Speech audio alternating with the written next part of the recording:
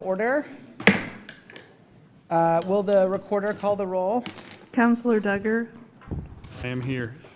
Councillor Hartmeyer-Prigg. Here. Councillor Hassan. Here. Councillor Kimmy. Here. Councillor Teeter. Here. Councillor Tivnon. Mayor Beatty. Here. Thank you. Awesome. Thank you for that. I do see we have an honorary deputy member with us today in the back wearing a helmet. So when he comes up here to present, if you need someone to hold him, I'll volunteer as tribute, as long as everyone else in the room as well. It's always a good day in council when there's young people. What I appreciate about being the mayor here is the focus on family and making sure that our kids are visible in public spaces. So thanks, Jocelyn, for bringing him. And if your topic doesn't go well, just blame him and walk out. It's great. All right, we have a hefty, light agenda today. We have an action item. The first thing that you will witness is the election of the council president that we do at the first meeting in January. We have visitor comments for those that are pre-registered. We have a presentation about the county's housing service annual report, a very intensive consent agenda, an ordinance first reading, and a work session. So with that, we'll jump in. Tonight for the election of the council president, do we have a nomination? Councillor Teeter, first in the chat. Yes, Mayor, I'd like to nominate Councillor Duggar for council president. I think we typically ask if you'd like that nomination, but I'll take the thumbs up as yes. Do we have a second? I'll second. Ooh, a three-way fight. I'm going to go ahead and give it to Edward as the current council president. So it was moved by Councillor Teeter, seconded by council president. Are there any other nominations for the floor this evening? Seeing none, will the recorder call the roll? Councillor Duggar. Yes. Councillor Hartmeyer-Prigg. Yes. Councillor Hassan. Yes. Councillor Kimmy. Yes. Councillor Teeter. Yes. Councillor Tivnon. Yes. Mayor Beatty. Yes. 7 yes, 0 no. Motion carries. All right. Just if you are a fan of local government, it took the city of Portland, I think, 17 rounds to do what we did in one. So congratulations, Council President. Yeah. All right. We're on to visitor comments this evening. As a reminder, visitor comments is an essential part of local government business. However, to help us stay compliant with Oregon's open meeting law, this is not a time for dialogue. This is a time for us to listen. If follow-up is required, our city manager or our clerk will take down notes and do it from there. So first up on deck is Stacy, and then followed by Alexis. All right. Next will be David Anderson.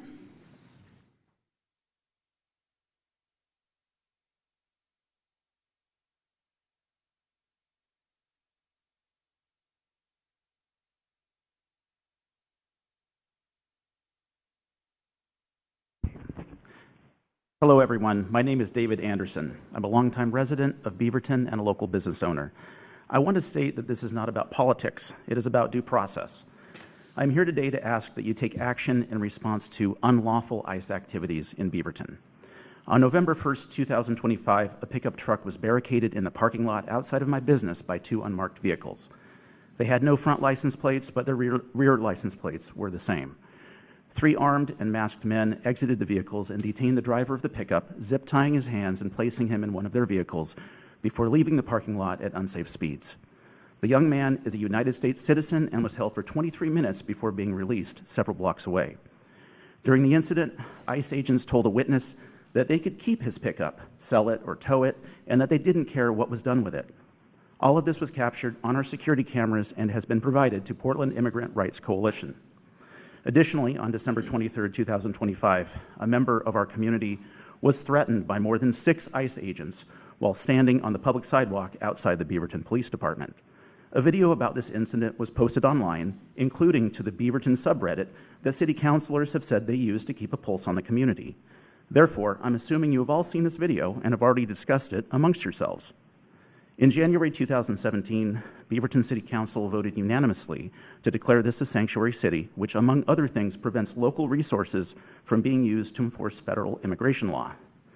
Why were ICE vehicles parked in the Beaverton Police Department lot? Why were ICE agents standing in the lot while threatening a member of the public? Doesn't this violate Beaverton's laws barring local police from supporting ICE activity? The abuse of force, violations of constitutional rights and laws, and threats against the public proves ICE is disregarding due process within the city. Therefore, I ask you now, 1, to compel Beaverton Police to prevent ICE from any activities on city-owned property. 2, to compel Beaverton Police to monitor ICE anytime it is on city-owned property. 3, to compel Beaverton Police to respond to and monitor ICE activities when requested by the public to ensure due process is being followed. And 4, to compel Beaverton Police to issue citations or arrest ICE agents when laws are broken. As a sanctuary city, words are not enough. This is an opportunity for our city to ensure its residents are given due process and respectful treatment. Our city needs your strong leadership now more than ever. If this is not possible, then what is the purpose of Beaverton declaring itself a sanctuary city at all? Thank you for your time. All right, next up, Angelique.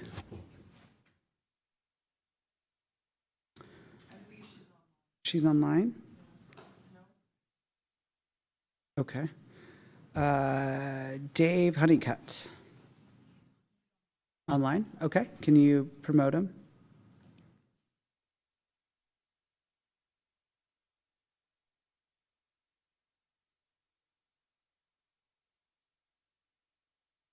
Can you hear me, Mayor? Yes, please. All right, I'm sorry I can't find my video button on my, but that's okay. You don't need to see me. Dave Honeycutt. I am a land use attorney in King City. I represent a number of the property owners on Cooper Mountain. Here today to express concerns with item 6.4 on your consent agenda, the staff proposal to update your engineering and design manual for street widths in Cooper Mountain. There are a number of concerns that those of us that work on the development site have with this proposal. We're certainly not asking the council to stop the proposal, just asking for a little additional time and for the direction to work with staff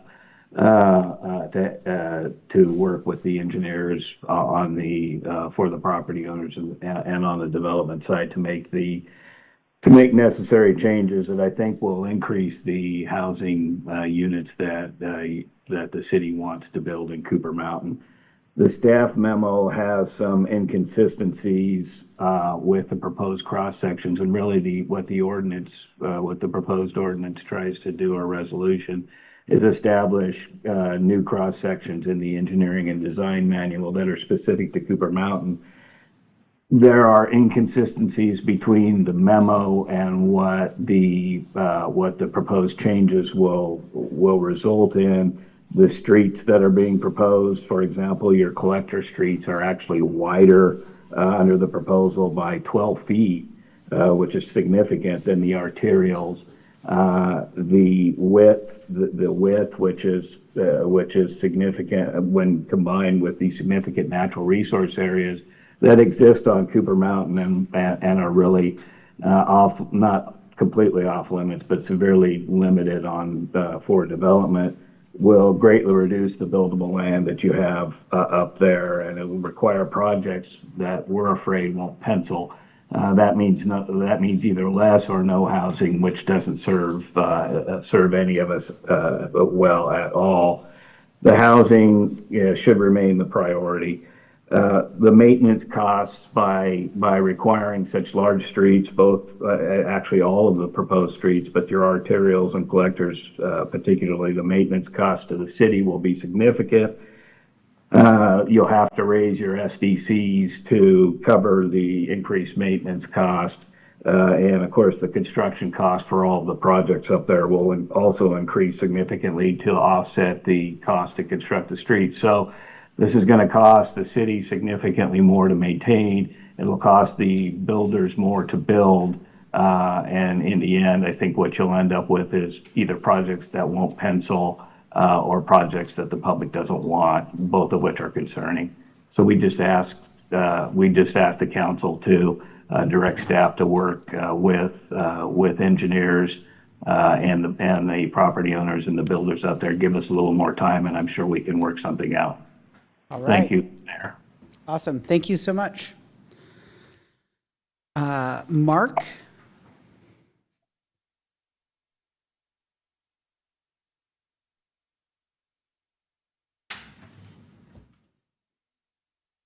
Mayor, congratulations, new Council President Duggar, and the rest of the City Council. My name is Mark Farah. I'm with Metropolitan Land Group, and I'm here this evening on a similar note of the prior commenter, Mr. Honeycutt.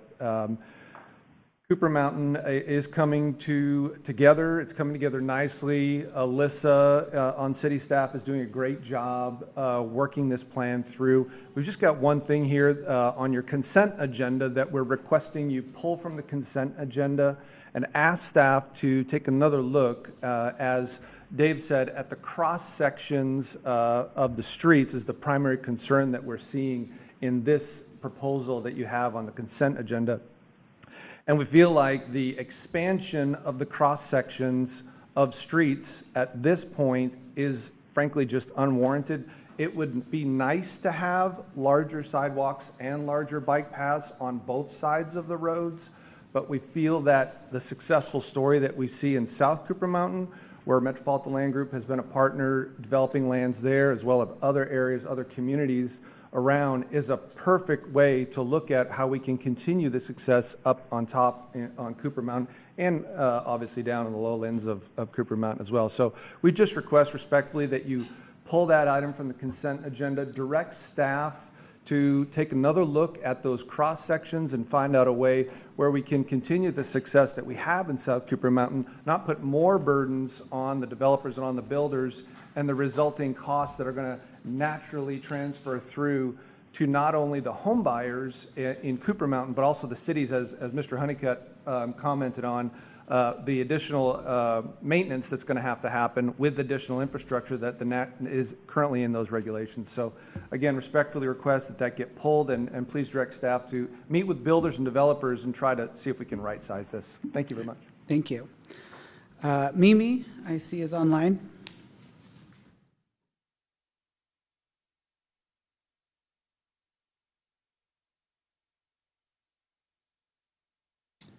All right. Mimi, go Good ahead. evening.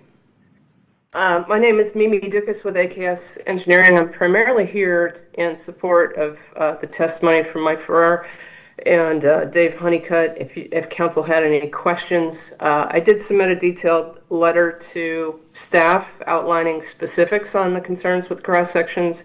There's elements that have been introduced, like a frontage zone, which is between the back of sidewalk and the right-of-way, which is unmaintained, undefined land that we don't understand the purpose of, and it's using a great deal of additional land that could be put into production for homes, commercial uses, any other land uses that you want across the district. As Mr. Honeycutt said, the cross sections for the collectors are very wide relative to arterials. A component of that is that it's a continuous center turn and landscape median. That landscape median is going to be a long-term cost to the city. I know council is sensitive to cost budgetary concerns, and infrastructure is a significant responsibility and cost burden for the city long-term. And a landscape median is nice, but it expands the distance pedestrians have to use to get across the street. And that landscape median has an extensive cost to it for maintenance. So similar to Mr. Honeycutt and Mr. Farrar, we'd like to continue to work with staff to refine these cross sections before they are adopted by your council. Appreciate your time this evening. Thank you. Paul?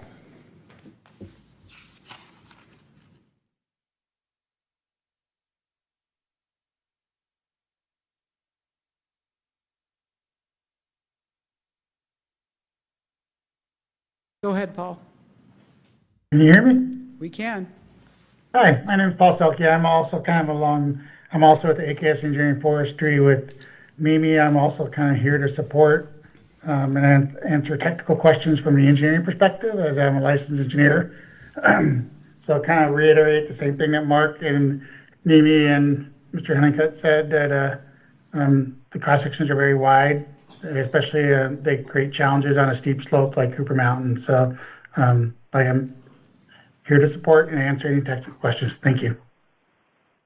All right, thank you. That concludes our public comment for today. We are going to move into presentation, Agenda Bill 26001, Washington County Department of Housing Services.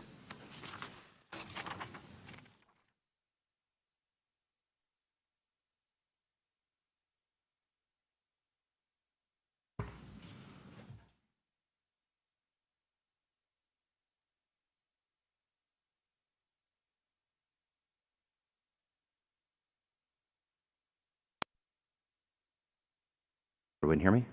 Okay, I'll try that again. Good evening. I'm Chad Stover. I'm the Community Services and Homelessness Program Manager for the City of Beaverton. And I'm here tonight to introduce two of my colleagues from Washington County who are going to conduct the Washington County Annual Report for the Department of Housing Services. With me is Molly Rogers. She's the Executive Director of Housing Services, and Liz Morris, who's the Rent Assistant Division Manager. So without further ado, I will turn it over to them for their presentation. Good evening, Mayor Beatty and the councilors. For the record, my name is Molly Rogers, and I'm the Executive Director of the Housing Authority of Washington County and the Department of Housing Services. I use she, her pronouns. Join tonight. We're really honored to join you tonight. Talk about the accomplishments we've made responding to the housing and homelessness crisis. Are accomplishments that we have only been able to achieve because of partners like the City of Beaverton, our other city partners, our dozens of community-based organizations.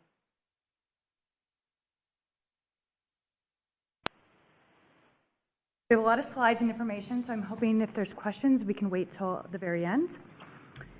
Next slide. As a Department of Housing Services, we envision a Washington County where everyone has an affordable home with the supports and opportunities each of us needs to thrive.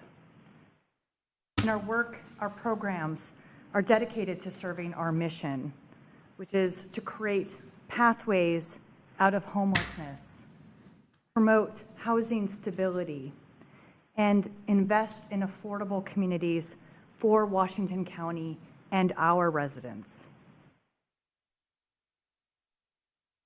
And it's important that we ground this work with the people whose lives we've changed as a result of these new housing and shelter opportunities.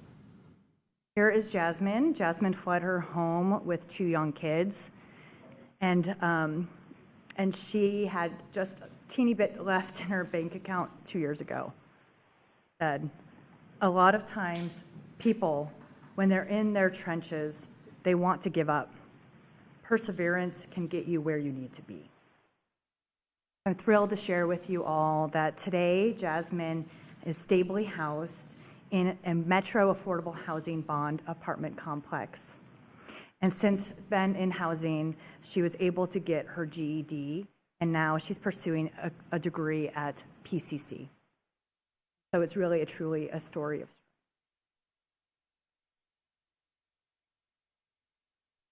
This slide encapsulates really a year in review. This is what we've been for fiscal year 24-25. It's an incredible array of data and metrics you see here, really highlighting the impact we have in achieving our mission.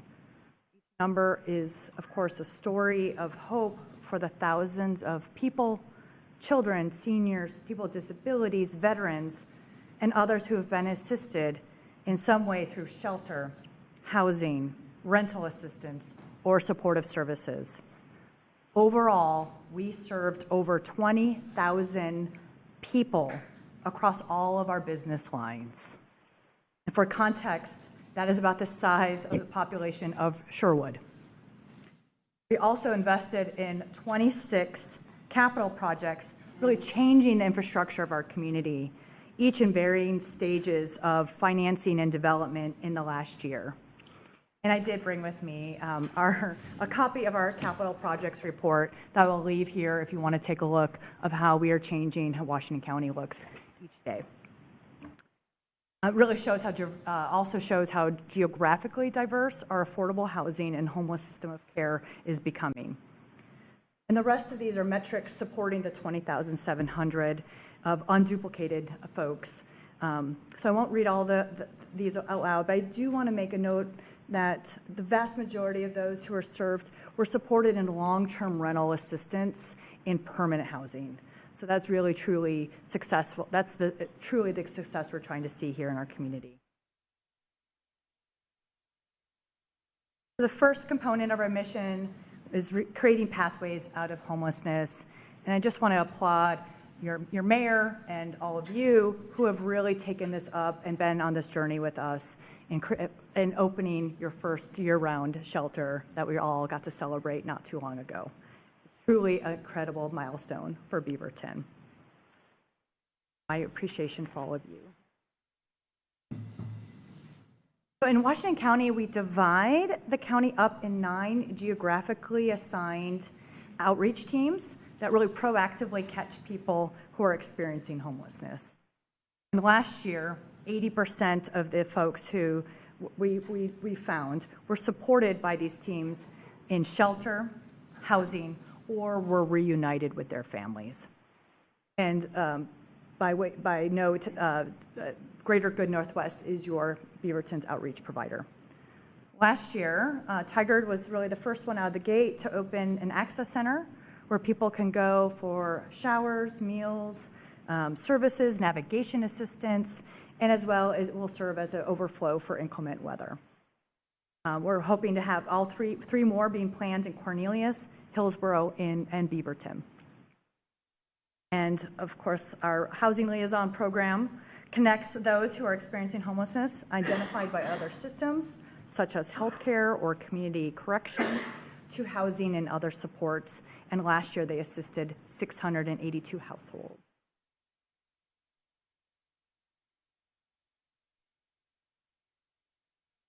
Two core components of our essential homeless system of care are shelters and transitional housing, which are really meant to be temporary places of respite where people can go to be warm, dry, safe, and to be able to heal and really make a plan for permanent housing. Last year, we funded and maintained more than 400 shelter beds across Washington County. As you recall, as I mentioned already, you opened your first year-round shelter here, as well as one in Tigard. We found Hillsborough just broke ground on its own first year-round permanent shelter for adults and couples. These shelters are already making a difference. Just in 1 year, over 700 individuals moved from shelter to permanent housing. We also funded 2 transitional housing projects last year, one with a focus on mental health stabilization, the other focused on recovery, with close coordination with Washington County's newly opened PAT. That's really exciting. They're now in the pre-development and construction phases for those 2 projects. And with that, I'm going to turn it over to Liz. Thank you, Molly. Good evening, everyone. As Molly mentioned, my name is Liz Moore, she, her pronouns, and I'm the Rental Assistance Division Manager. I'm going to transition into some of our housing stability. Next slide, please. Starting us off with our rental assistance, what we are proud to do, not only to serve so many people, we help impact economic with having partners, nearly 1,500 landlords, to provide that rental assistance throughout the county. $89 million are spent annually on those rental assistance, and with these funds, we are supporting over 5,300 families with long-term rental support. 800 are being supported with short-term support. So hopefully they can not get into the long-term need, as they just might have that moment where they need some assistance. Of these, 1,917 of those families out of the 5,300 are supported right here in Beaverton. And over 2,000 households with eviction preventions received assistance so they can continue to live in their homes without having to go into our long-term assistance system. We're also proud of our Veterans Affairs Supportive Housing Program, where we partner with the VA to serve nearly 250 veteran families within Washington County, and over 30% of those veteran families are served here in Beaverton. We do have some federal cuts that we're continuing to monitor around this, like the sunset of one of the long-term rental assistance programs, the Emergency Housing Voucher Program, is ending nearly 4 years earlier than we were told. Next slide, please. While we still have funding constraints, we are really appreciative of the local investments that are more critical than ever. As the government is recently decided to sunset that program, the Emergency Housing Voucher Program, we look to blending multiple sources so we can help support our community in many different ways.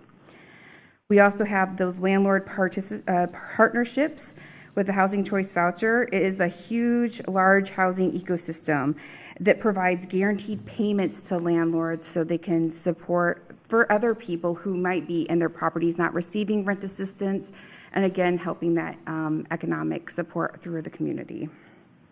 Next slide, please.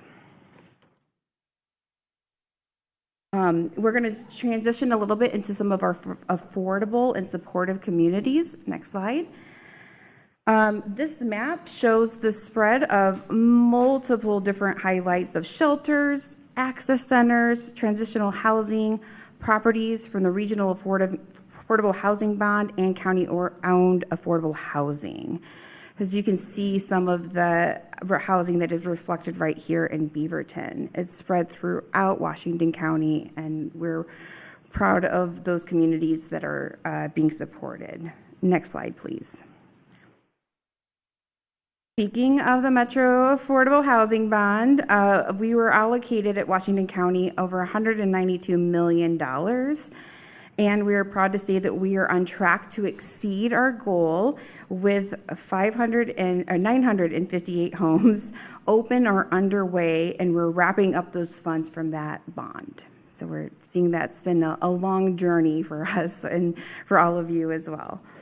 The bond spans 12 communities throughout Washington County, and the communities like Altura Project, which is located in Southwest Beaverton.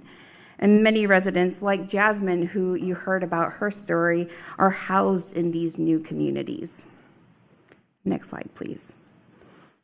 While it's important to build new housing, it's also really important for us to preserve the housing that's already here. And so we are excited that we are trying to invest appropriately into our aging properties. So the Affordable Housing Preservation Portfolio Rehabilitation Project renovated almost 600 affordable homes across 10 properties, investing $113 million back into the community.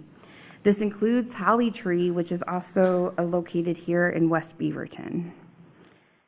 Affordable home ownership via our Section 18, it's a HUD term, a disposition of federal funded public housing, went underway. So after decades of federal underfunding programs like public housing, the Housing Authority of Washington County made the difficult decision to launch the Section 18 disposition initiative, which HUD approved in December of 2023. This is giving the opportunity for those residents to purchase their home, which we did have several home buyers from that initiative, and those who did not were given a protection voucher so they can continue receiving assistance. And we're going to be investing that money back into portfolios in the community from the sales. Next slide, please. As we go in, there's a lot of braiding of finances through Washington County Department of Housing. We are going to give a one slide overview of it. As you can tell, it's probably going to be really comprehensive. So next slide, please.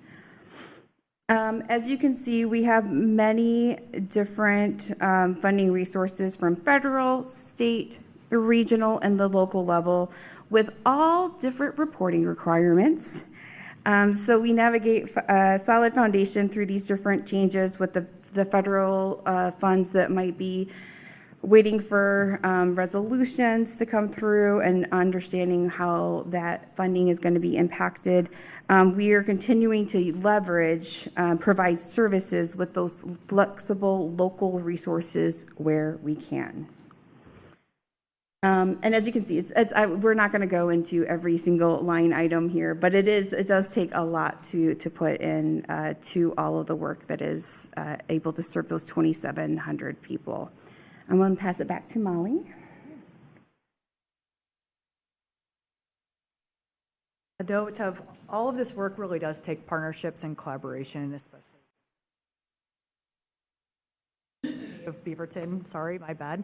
Sorry, you have to leave now. Thank you. Full disclosure, I did come to Washington from City, but I'm thrilled to be here. It's been 2 years. Very, very thrilled. Very grateful. I'll put it that way. And so the first collaboration I would like to highlight is really between our healthcare and housing collaboration with what we call care case conferencing. It's really a practice that integrates healthcare and housing through weekly meetings that triages needs for program participants. Also, we have 4 advisory bodies that guide and advise our policies and budget recommendations. We're grateful for them. They're mostly volunteer work. And we now host, we've been hosting several community listening sessions to learn more about the unmet need in this community. And just wanted to do a quick thank you to you all because we have done one of them.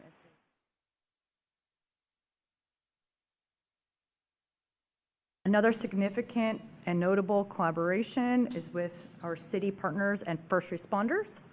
So we have our liaison program like Chad that really connects all these various resources with other systems that where you are experiencing, where you find people are experiencing, connect them into the systems. Our emergency shelter beds are dedicated to first responders so that they don't have to wait for a shelter to open up. They can directly put someone in a bed. And we look forward to future collaborations to open an access center in Beaverton. What's really next? This is capturing our point in time of what we did in 1 year. So future is really, this next slide is showing that we have made tremendous impact and progress, but there is still need. Identify and count people experiencing time counts. The incomes of our most vulnerable populations remain out of reach to be able to afford the rents we see here, especially when we have one of the highest rental rates in the state. And our vacancy rates remain low to be able to soften some of those rents over time. But I'm not going to go into each of these, but just indicating that the metrics are showing the need to be able to continue investing.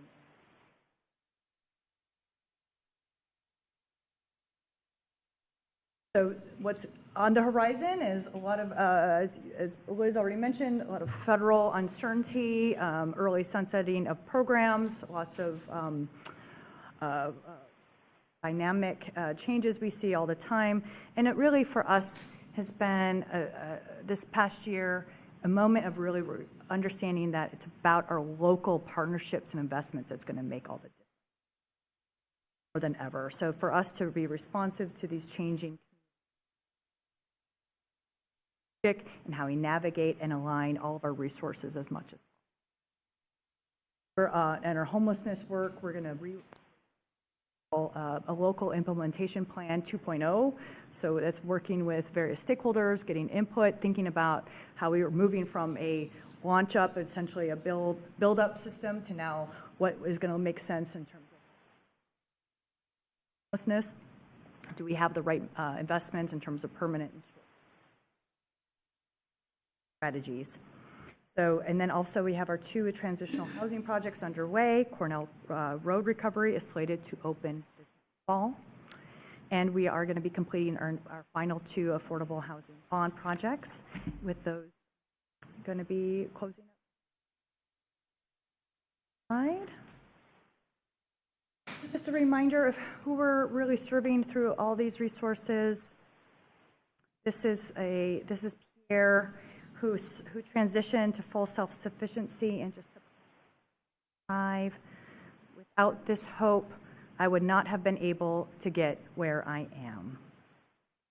Served by shelter, temporary rental assistance, and career connections, demonstrating that these time-limited resources can really make a difference of someone on the path to stability. That would be happy to take. Awesome. Well, I'm glad you're here in Beaverton, is how we pronounce it. Thank you for the presentation. I do want to know how Kim Marshall makes it into every slide deck the county does. So is she just around a lot? Oh, wait. Oh, there she is in the back here as well. So I would say just thank you for the report. I know this work is challenging with the federal government cutting so many resources for HUD. And in partnership with what we're doing with the SHS funding and affordable housing, I really worry about the future of our county when we look at these numbers and how we're going to manage over the next decade. As somebody with young kids, I really worry that we're creating a region where young people aren't going to be able to move back into. And I think this is a major piece of it. So I thank you for the presentation. There's no asking it of us tonight. I appreciate that. The work you're doing is very difficult. So thank you for joining us this evening. Councillor Hartmeyer-Prigg. Thank you. Thank you for being with us this evening. I had a question about like eviction prevention, or, like when someone is nearing eviction or they need rental assistance, is there a way, or how does that process work, right? Are they able to get assistance early enough to even keep them out of the pipeline, or does that assistance kind of come in like the final minute? So I will just say eviction prevention really did ramp up with COVID resources, unprecedented amount of resources, because there was an eviction moratorium that did expire, and then there were thousands of households who were unable to pay them back. Those programs have essentially, those federal investments have essentially been depleted. Those were very much proactive and preventative. And so we've been able to supplement some of that with SHS money, but we haven't been able to be at the full level of what we were seeing with federal investment. So we have had to do a little bit more triaging, a little bit more getting to the folks who are a little more at the brink of eviction. Obviously, those folks can go and they have Community Action Organization has a hotline, and they talk about their eviction proceedings. Obviously, we want to catch people before they're. So there are resources for the folks as well. But I'm just providing a little bit of context of how we were able to do a lot more during the time of COVID. Eviction prevention as a core part of our homeless system. We want to have that as a base core part of our essentially the system. We don't want people to experience homelessness. Yeah, thank you. Didn't the county commission just recently reinstate some of these funds? Can you tell us a little bit about where that funding came from? So that's also supportive housing services resources. Trying to encapsulate a lot of the budgeting challenges we have with SHS. Essentially, it's a very volatile income tax stream that we face, we faced a 15% reduction last year from the forecast that we had put out in budgets. So we had to make shifts in real time. That's why there were some reductions in eviction prevention. But then at the end of the year, what we do is recalibrate our spending ability, and what essentially we create carry forward funds that turns into one-time only funds. And we're able to kind of reinvest back up into eviction prevention. So we're trying to carefully calibrate our ongoing services with what we expect to get from Metro, but we're going to always have a little bit of we're going to have to create some budgeting cushion so that we don't have to go through a 15% reduction again.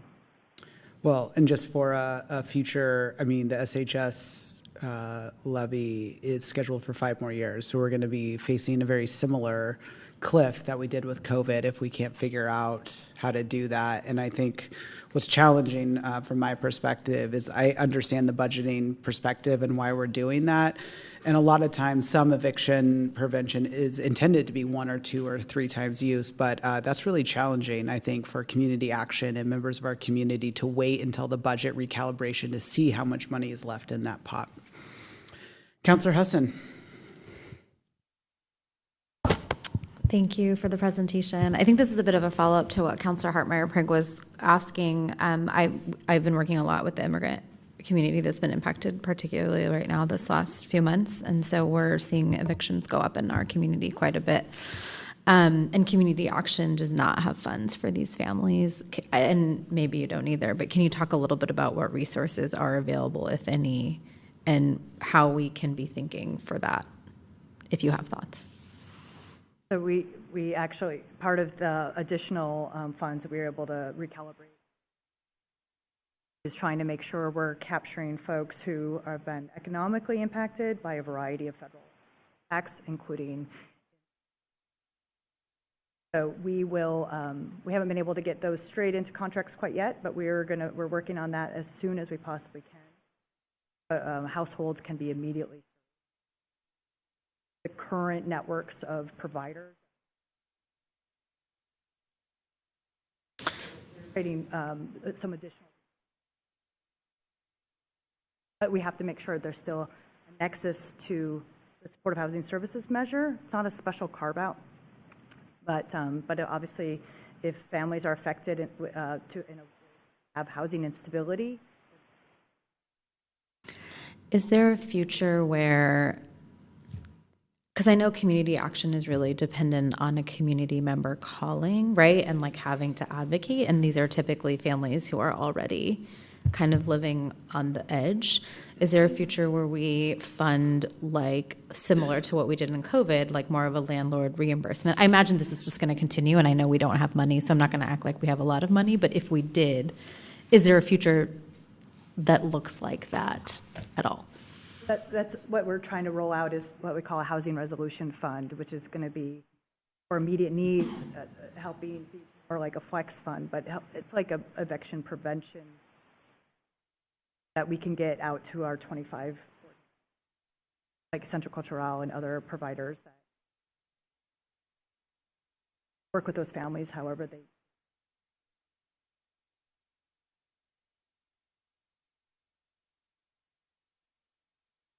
Last question or comment, is there just a way for you all to share some of this with the city council? Because I feel like, and maybe Chad, I can ask you, like I just feel like, you know, I'm getting these phone calls from the community, and we're trying to send people in the right direction, and I don't really know where. And I imagine the others are too, and then you're like, hey, call community action, and they're like, well, they didn't, you know. So it's been a bit of a round robin, and so any resource support you can send to us so that all of us have it, I think would be really appreciated. If I may also encourage to continue to ask people to contact 211 hotline. We inform 211 hotline when our resources open, like a wait list or other, and I know a lot of other community service providers as well. So in addition just to calling out one of our service providers, I would also ensure that, because sometimes it's maybe faith-based organizations are reporting if they have like a one-time fund or opportunity, but that might be one other resource if you haven't been giving that to your constituents. Thank you, appreciate it. Councillor Tipnon. Thank you. Going back to slide 21, it just had the need for housing support remains high. I was just curious about the numbers here, and I know that point-in-time counts are just by nature difficult to do. So first question I had was, when was the 2025 point-in-time count done? January. Point in time in January. Okay, so we're just about due to do it again? 2025, and they do it every other year. Got it. I wish it was every year. Okay, so I understand that in the point-in-time count, sheltered homelessness increased by over 150 people, and unsheltered homelessness remained steady. And then right underneath it, there's this awesome figure, about over 3,000 people that were served in shelter or received outreach last year, an increase of 800, over 800 people.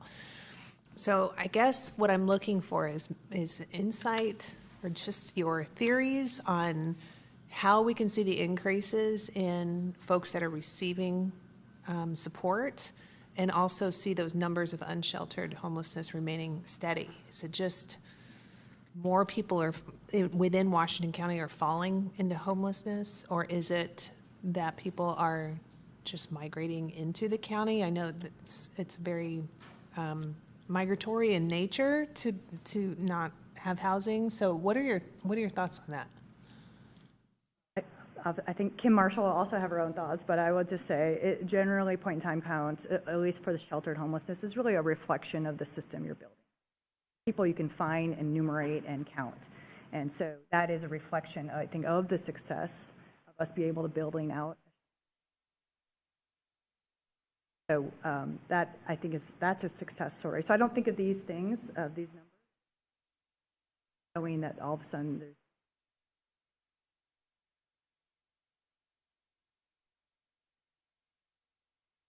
more people coming into the system. We are tracking those sort of numbers. Hard when you look at a point in time, that is, what was really indicative to us was that unsheltered count remained steady, and that was still very low. It actually was a reduction of about 35%. So that, to us, is we're catching people.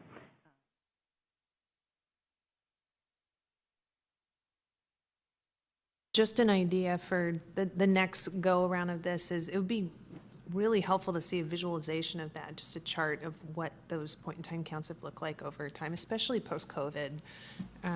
Yeah, just an idea. On that, we'll get that for you, for sure. Thank you.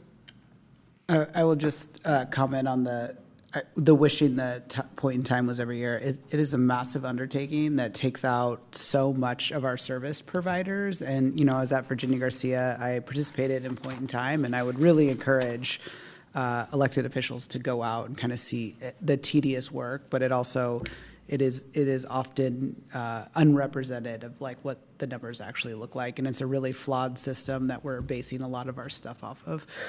Councilor Kimmy?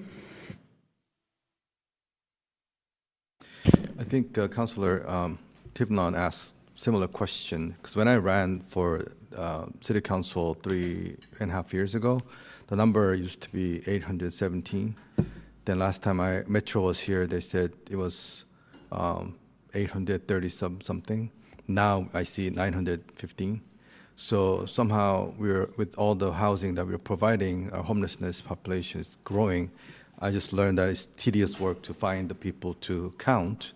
But we are but we're investing money into the homelessness, trying to solve the problem and shelter, but numbers keep increasing. And as you just mentioned, that there's many people entering the system or the program, but not many people are exiting. And then we worry about possible bond, SHS bond coming along. It's just worry. What's your plan, or is there any way to? I don't think we can solve the issue, but we're giving much help as possible, but not many people are exiting the program and be on their 2 feet. So, what are your thoughts on that? Point of clarification, there are hundreds of people who are exiting every day, but there really is progress that is happening and truly ending. Hard to create these kind of moments in time and look at a larger trend line, but generally, someone who's out in what we know have been camping out for a long time, a pod village, and they're more likely to go to a pod village, or they might need different types of. They're still considered homeless, but they're getting served. And then you kind of move through. Someone's going to have a different journey, and maybe they need transitional housing for 2 years. They're still going to be counted as homeless, but they're being served. So it is complicated to show the impact. It is very much a qualitative and a quantitative kind of element that we do need to track. Like if someone is seeking shelter, do they have a place to go? Right now, we're showing, yes, they have a place to go. These are some of the other indicators we're going to really look at. Obviously, there's a huge challenge we will find if supportive housing services. We've invested 6 projects that we need to find places for. And there are people in our community who are on fixed incomes who can't keep up with these rent increases. So we're going to need to continue to invest in affordable communities, especially with people on fixed incomes that are here already. And I just want to. Okay, thank you. One other question I have is, we have a lot of senior population in Beaverton, and they tell me that they have to wait 5 to 7 years, possibly 10 years to get into affordable housing unit. So some of the advices that they're getting is that why don't you just go into homeless shelter? You got fast track and get 6 months. You will be in somehow offered affordable housing. So just I have a concern with the people who's looking to get into affordable housing as a senior citizens, and they just cannot get in, have to wait 5 to 7 years. So how's the process that works? At our current wait list. But just to be clear, that's for our federal funds. We have to have wait lists that we open up, and we just recently opened up. Unfortunately, we've been not given additional appropriations in our Housing Choice Voucher program to be able to move more federal appropriations. Also, is the federal versus the county? But we've also ramped up with the supportive housing services measure. We have invested over 2,000 regional long-term rent assistance vouchers. Essentially, it's local vouchers that has been one of the highest amount of vouchers that we've that's been able to really move more quickly folks who've been able to that assistance, but that's generally for people who have to have a nexus to homelessness. Yes, and so with our recent of the project-based waitlist that was open across the county, it was zoned for each jurisdiction. So if somebody who's living in Beaverton only wanted to live in Beaverton, they could sign up just for that waitlist.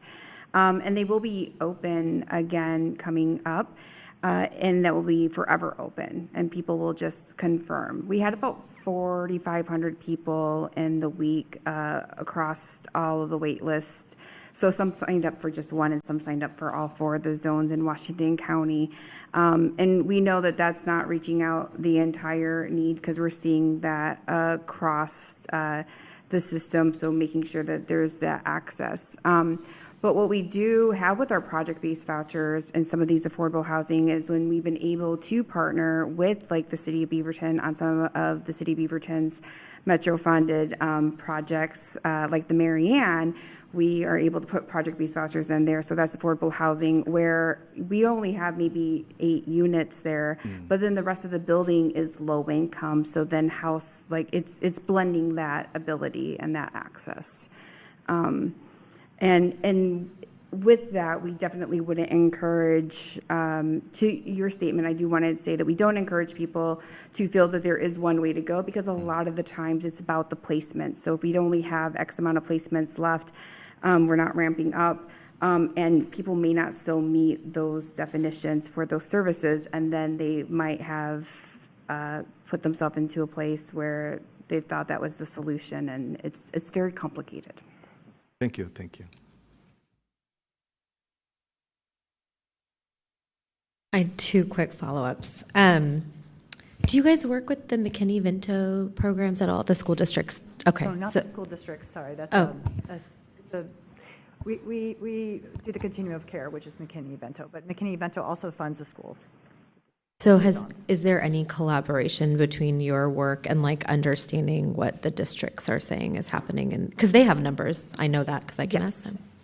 And we do collaborate. We don't have a lot of blended programs at this time, but we do definitely connect on a regular basis and see where their program overlaps so that we can connect. So exactly for that reason, for data and coordination of what we're seeing in the schools. Okay, I just imagine like, not that you want to do more point in times, but it'd be curious to do a McKinney, like just to check with the school districts. One more question. But they do come here. They come to your homeless meeting. I see them in the building when they're doing it. They are coordinating with McKinney-Vento. So the county might be a little bit different, but they're here all the time working with our staff. I see them in the building once or twice a week. I attend a regular meeting with the schools. Okay. But I mean, at the county level, the same level, I would imagine we would have the same level of coordination, but thank you, Chad, for attending those meetings. For your shelters and access centers and transitional housing, I know that there's been ICE activity in Portland shelters or centers, something. Has any of that happened here in Beaverton or Washington County to our knowledge? We have had ICE activity in. Okay, that's what I thought. I knew that one, but the other one, okay. Thank you. Thank you for coming today. I also do want to point out that Beaverton is hosting the No Place to Grow Old documentary on Sunday that is specifically talking about the aging population as the fastest growing homeless population. So I'd encourage council to attend that and learn more, which is why the city's had such a focus on a senior housing as we're going forward. It's our #1 growing population and the one that we're finding the most challenging with. So thank you for joining us tonight. I know the work is hard and challenging, and please, I talk to you guys often, but reach out anytime we could be helpful. And if you find yourself with excess money, Beaverton is a great place to spend it. Thank you. Appreciate your time tonight. Thank you. Leave these reports with Chad. All right, Council, Council President, your first official act will be the consent agenda, and if you would pull 6.4 Agenda Bill 26006, so we can talk about the Cooper Mountain update separate from the consent agenda, please. Make a motion to approve the consent agenda, obviously without 6.4, Agenda Bill 26006. Second. It's been moved by Council President, seconded by Councilor Husson. Any discussion on tonight's consent? Yes, Mayor. Councilor Teeter, please. So I know we'll talk about the Cooper Mountain cross sections in a minute, but there are a lot of other items on this consent agenda that are incredibly meaningful, like our federal litigation framework that will allow us to join more lawsuits more quickly against federal overreach and harmful actions. We've already joined 2 this year successfully, and there may be the opportunity to join more with this framework. There are other transportation items here on the consent agenda, like crosswalk improvements along the West Side Trail, our traffic calming update, and signing a downtown loop IGA that'll keep that moving forward. There's a lot that's really good here that can often go under the radar being on the consent agenda. I just want to celebrate it. So thank you, staff who have worked on this.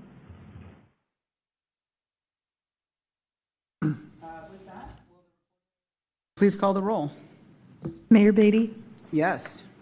Councilor Tivnon? Yes. Councilor Teeter? Yes. Councilor Kimmy? Yes. Councilor Hassan? Yes. Councilor Hartmeyer Prigg? Yes. Council President Duggar? Yes. 7 yes, 0 no. Consent calendar passes.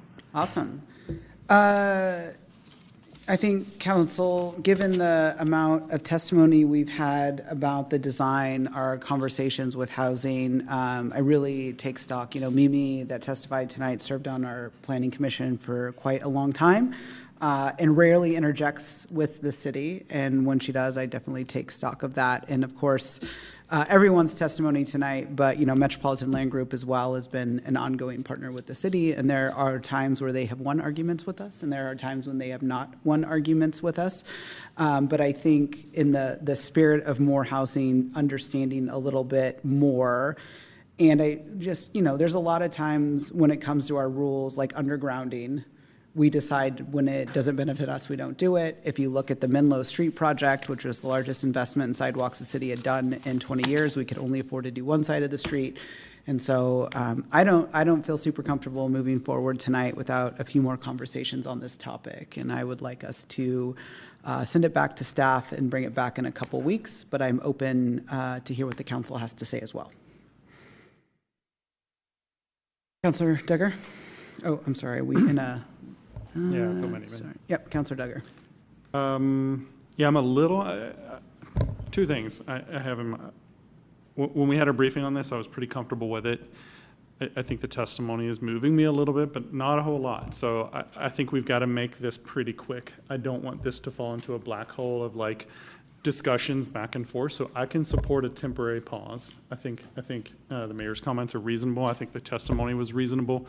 This needs to be wrapped up pretty quickly, though, because I don't want this to fall into a situation where, in general, this council's been very supportive of bike and ped infrastructure, particularly in green spaces where we know it's going to kind of be costly and stuff like that. But I could support a temporary pause if the council would go along with that.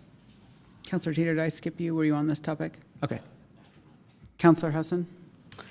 Yeah, I would be inclined to want to hear from staff before we went that route personally. I totally acknowledge all the testimony that we've gotten, and I hear that. I'd like to hear staff's perspective before we were to completely table it.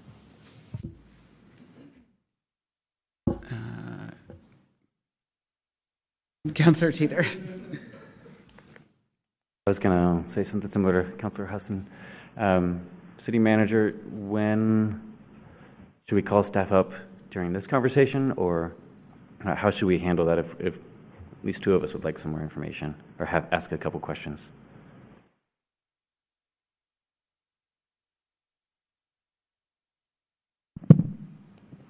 Got the concierge service here, turning on my mic.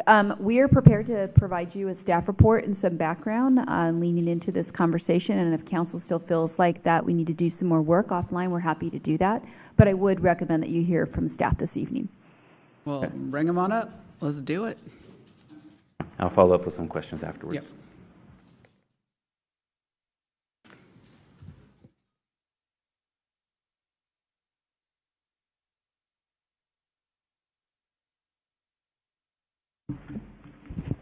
Okay, good evening. Kara Hall, Assistant City Transportation Engineer. Alyssa Maxwell, Capital Planning Project Manager. Okay, we did put together just a few quick slides here, if that's okay, to provide some background context for you, and then we're happy to take questions after that, if that works for all of you. Okay, next slide. Okay, so the proposed cross-sections in front of you were developed to support goals identified in the Cooper Mountain Community Plan and reflect what we heard from council and community members about priorities for Cooper Mountain. Cross-sections also reflect feedback that we heard as we completed the update for the engineering design manual that's in front of you. That included a 30-day public review period from November 20th to December 21st, with opportunity for review and to provide input. The opportunity to do so was shared with interested parties, both that followed the updates on the engineering design manual and Cooper Mountain communication channels as well. During that time, we received one written comment and had conversations with agency partners, including THPRD, TVF&R, as well as some of the stakeholders working on potential development in the area. That's all summarized in the public review summary that was included in your packets this evening. We have heard the concerns documented in the public review summary and shared this evening, and we understand that there's a cost associated with providing more right-of-way. And because of that, we've developed these facilities to achieve multiple goals, not just transportation-specific goals within the community plan, to ensure that next slide. This investment benefits everyone. So goals and priorities being supported by these proposed cross-sections include transportation goals focused on creating safe, comfortable, connected facilities for people traveling within Cooper Mountain, as well as providing space for large, healthy trees that provide shade and support the city's climate goals. These cross-sections have also been developed in coordination with THPRD to support the planned trails network in Cooper Mountain. And staff have also developed constrained and restricted cross-sections, which do narrow the required right-of-way in areas where we need to protect our natural resources, because we know that's an important goal for Cooper Mountain as well. Next slide, please. So just a quick overview of kind of how we're achieving all of these goals with these proposed cross-sections. So first, we have our separated bike and pedestrian facilities, which provide safe and comfortable space that can accommodate things like e-bikes needing to pass people at much higher speeds, and families that may be riding together in this area. This is also an area where we made changes based on feedback that we heard from THPRD through this process, and that included locating the bicycle and pedestrian facilities behind the landscape strip and directly next to each other because our collectors are where our regional trail follows that alignment. So the hope with this change was that this would allow for these facilities to function as that regional trail as well. So if that were to be the case, we'd be eliminating the need to provide that trail along properties on our collectors. So hoping that we could achieve multiple benefits there as well. And the 8-foot landscape strip that's shown in these cross sections was developed to support the larger trees that are needed to provide shade and achieve the goal of 40% tree canopy. This also allows us to eliminate some of the requirements for tree plantings on private property to meet that goal, moving that into the public right-of-way. So while Cooper Mountain is a greenfield, meaning we have fewer constraints to work within and providing us an opportunity to build the transportation system that we want, we recognize that there are still situations where our ideal cross-sections may not work and where we need to adapt. So to achieve that, we have developed the constrained and restricted cross-sections. Those do narrow the right-of-way while still providing facilities for people driving, walking, and biking. And those can be applied in specific areas, specifically where we have natural resources without any additional process or need to navigate our design exemption process as that development occurs.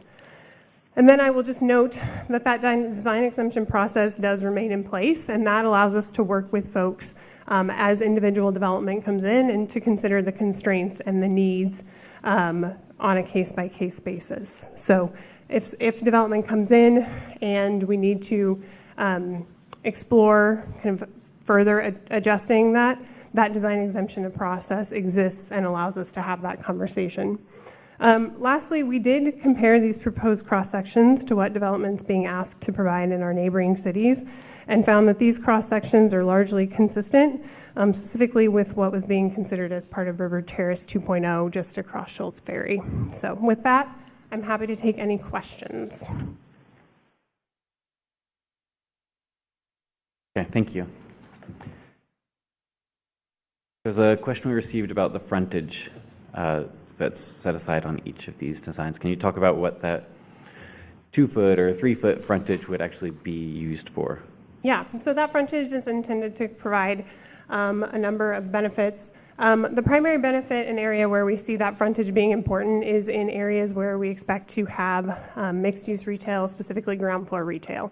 So that 3.5-foot space that's shown there in the community access, that is a cross-section that will be used in those mixed-use areas or where we might have that ground floor retail.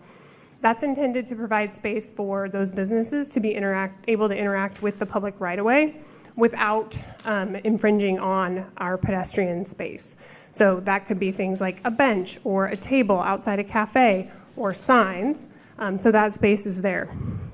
In other areas, it'll be kind of a case-by-case basis, and that's an example of where there could be some flexibility. If there's not active uses right along the ground floor, we may not need all of that frontage. There may be other constraints that we're trying to navigate by having that 2.5 space, additional infrastructure, things like that we may want to allocate that for. Okay, thank you. There's another question we received about the medians, and for the designs that include a median, would that require a median be built along the full extent where it's unconstrained, or would it be median where necessary, I think was the language of the question we received. Yeah, so that is a big change in our constrained and restricted cross-sections. That median does go away. So that is one area where we do reduce when we're in those areas of natural resources. In other locations, the language that we have in this is consistent with how we've approached medians and center turn lanes historically with our street cross-sections, and we do consider that as development comes in. So if those turn lanes are not needed, and we don't think that's a future consideration we might want to make, we can consider addressing that and having that conversation at that time. Okay, that helps. And then the design, Mayor, did you have something you wanted to add there? I just have kind of a follow-up question on this, because your opening comment was that a lot of this was intended to be used like instead of like trails, and we had worked with THPRD. Whose SDCs will be paying for it then? If it's intended to be a trail, is this where park SDCs are going? So the transportation SDC that's being proposed for Cooper Mountain, that'll be on the following council meeting agenda, and that has accounted for these wider cross-sections. So the cost estimates for projects have been accounting for the proposed wider cross-sections because the bike and pedestrian facilities are a city goal, not just a THPRD goal. So in areas, if we were not building a cross-section like this and the trail is going to go off-street and they're going to have a separate right-of-way for trail, then that would be part of the THPRD funding plan. But when it's going to be part of street right-of-way, then we're accounting for it in our funding plan. So what that means is that development that builds these wider cross-sections can get additional credits against their SDCs when they're building those larger facilities. But against our SDCs, Yes. not the 33% of SDCs represented by the Park District. So we're going to build infrastructure to save THPRD money while they still collect their full SDCs, and we give away credits from our SDC transportation fees here? Is that fair? Well, I would say not entirely because these facilities. So I mean, I don't think it's a matter of want. It's a matter of we have a special district that represents 33% of the fees, and we both want it. So how do we reconcile that with what people are telling us that it's going to drive up housing because they're going to take their SDCs and spend it somewhere else? Or are they going to contribute to lowering the cost of the infrastructure we're trying to build? Yeah, it's a fair question. And I do think that when we looked at the funding plan with THPRD too, their SDCs in this area are going toward the park facilities and things like the big community park. So there's not a lack of park facilities that they would be funding through the SDCs that they collect in that area. Well, of course, they're excited for us to build it and pay for it, and they get the benefit. Sorry, go on. Okay, I appreciate that diversion. I think that was a really important thought line to follow. Got a question about the design variance process. We've mentioned this a few times for instances when these exact designs might not be the right fit. Does that process add significant expense to projects or timeline or difficulty getting approved? What's that look like? No, so that process is going to include some documentation about what's the constraints, what's making it infeasible, what is kind of driving that need to deviate from the standard. How are we meeting the city's goals, policies, with what we're proposing instead of the city standard, and confirming that we are addressing things like safety with what's being proposed.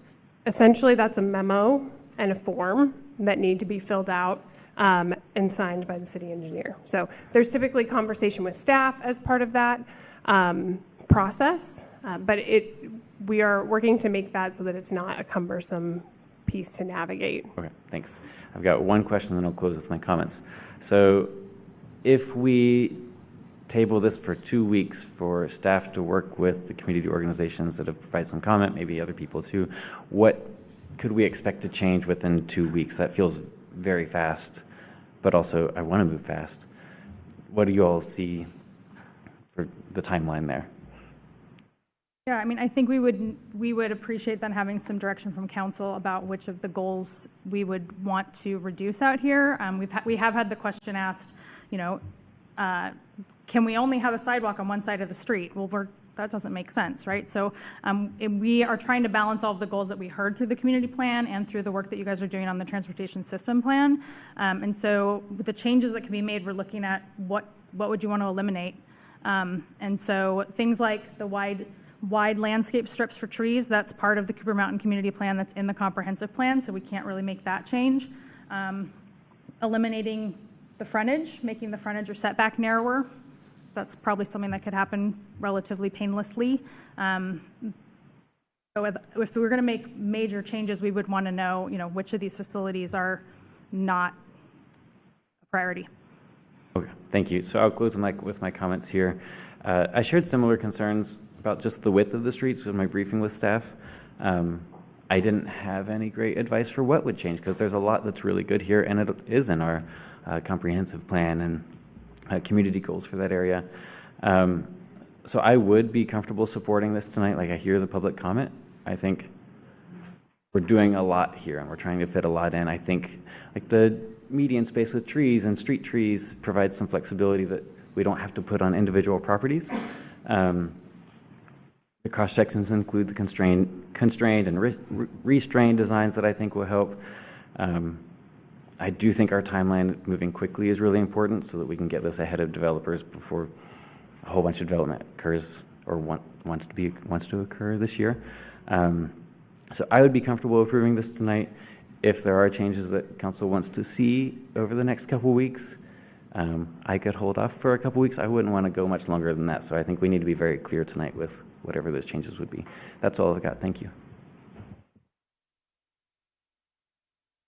Thank you. This isn't a question for staff. I'd already put my name in before that. I just am reflecting back on the 5 years that I've served on council, and we've been working on this the whole time I've been on it, fingerprints all over the thing. And what we've been envisioning and asking of city staff for this area is a lot. And we have extremely high aspirations across the board of what we're hoping to see here. It's the rubber meets the road part of this, of we're hearing from the folks that are actually going to be the ones developing it out, that are voicing concerns. That is the thing that's giving me pause on this. And the pause isn't just like, oh, this is going to make their jobs harder. Is this going to impact our ability to get the houses built, essentially? So I am comfortable with us taking a pause to the mayor's first opening comments on this. 2 weeks does sound like, what can you really get to the bottom of in 2 weeks when it comes to something this complicated? But that's kind of where I'm landing right now.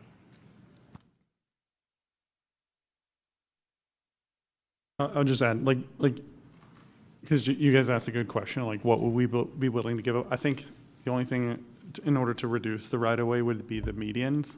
Like, I feel like there might be some flexibility there. I obviously want more trees, right? But like, in areas where it makes sense, would I trade off a little bit of that in order to get more housing and more affordable housing, or as affordable as possible housing? That would be the one area I would give you feedback. I want you to hear that you gave us exactly what we asked for. So this is not a critique. And I know this is a challenging conversation, and I really appreciate your points on, like, we did what you asked.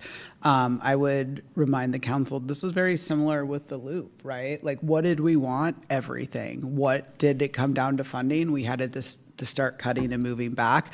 You know, in my comments about THPRD were not a reflection to you. It's just a reality of the housing work we've been doing for a long time. We have special districts that represent very large % of fees and how we're operating, and we have dwindling transportation SDCs to get things done.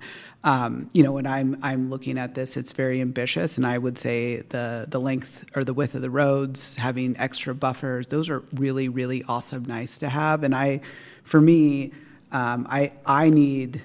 if this moves forward, I'm a no vote tonight. So I'd like a little bit more time, because as the champion that gets a lot of housing built, I don't feel comfortable to go out to our community and say, like, this is what I want. This is exactly what I want, but what do you want and what are you willing to pay for? Two different things. And I need a little bit more understanding of the SDCs, how this is coming together, to make sure that we're putting the burden in the right place, because housing will be built here. It'll be $1.5 million single-family homes that could afford the infrastructure that's going in here. And our dreams for affordable housing and middle housing will go right out the window, because middle housing will become very expensive housing.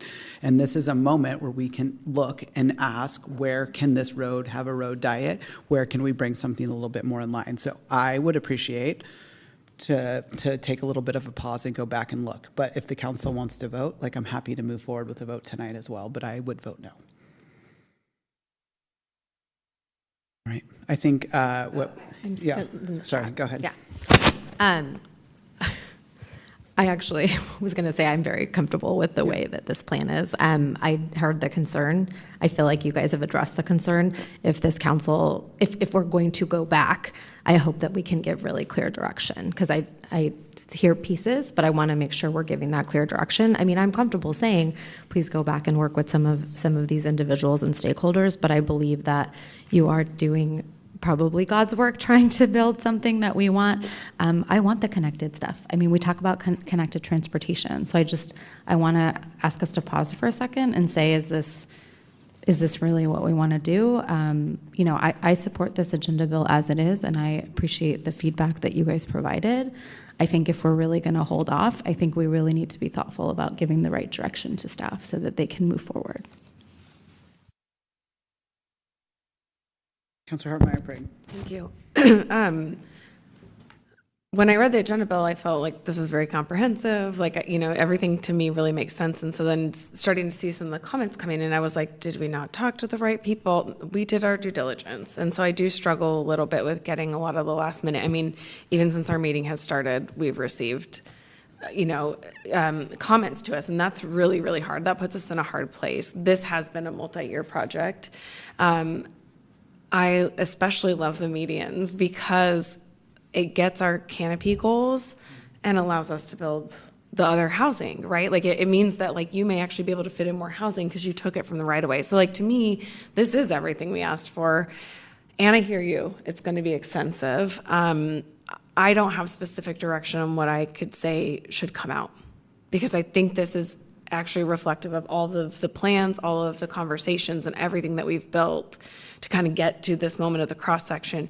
Hearing that there's an exception process that you could, you know, apply for the variance and whatnot, like where it makes sense, like I think we would apply that, right? We would really take it into the context, because if we're also looking at that kind of greenfield, right?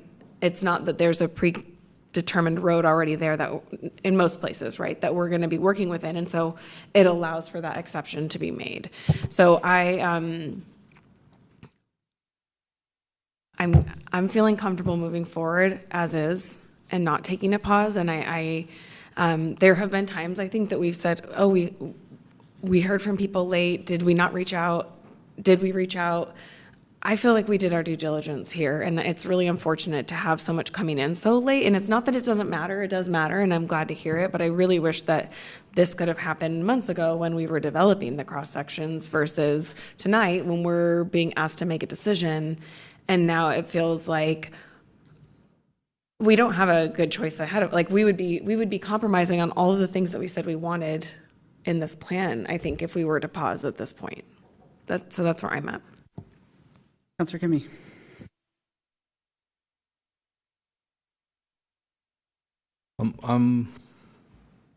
I'm for pause, just to talk to the developers to what could be compromised and what we could make it maybe a little better, more feasible for construction, and what we could live with. This is a beautiful plan, but if it's not buildable, it's going to prevent builders to build homes and develop the community. I'd like to at least have one more conversation and give us make it better, better compromise that maybe we can all digest. I'd like to see at least one more chance, but not too long. Like 2 weeks might be too short, but then anything, don't wait like 3 to 6 months. But I'd like to hear it back soon rather than later.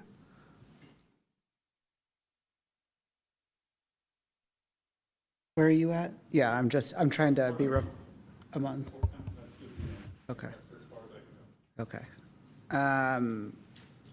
We have 3 for move forward right now, 4 for a pause. So I think what we're going to do is take a brief pause. I'm happy to meet with you guys. I think I understand where the council's at to kind of talk about what I'm hearing. But what I think we need to understand a little bit more is more in the exception and the cost in the SDCs. And what I would like to hear from everyone that testified is what would be a compromise, recognizing where the council's goals are, and we'll have to reconcile. If it comes back, we want 2 lanes each way, no bike lane, no canopy, I'm sorry, that's not gonna be helpful here.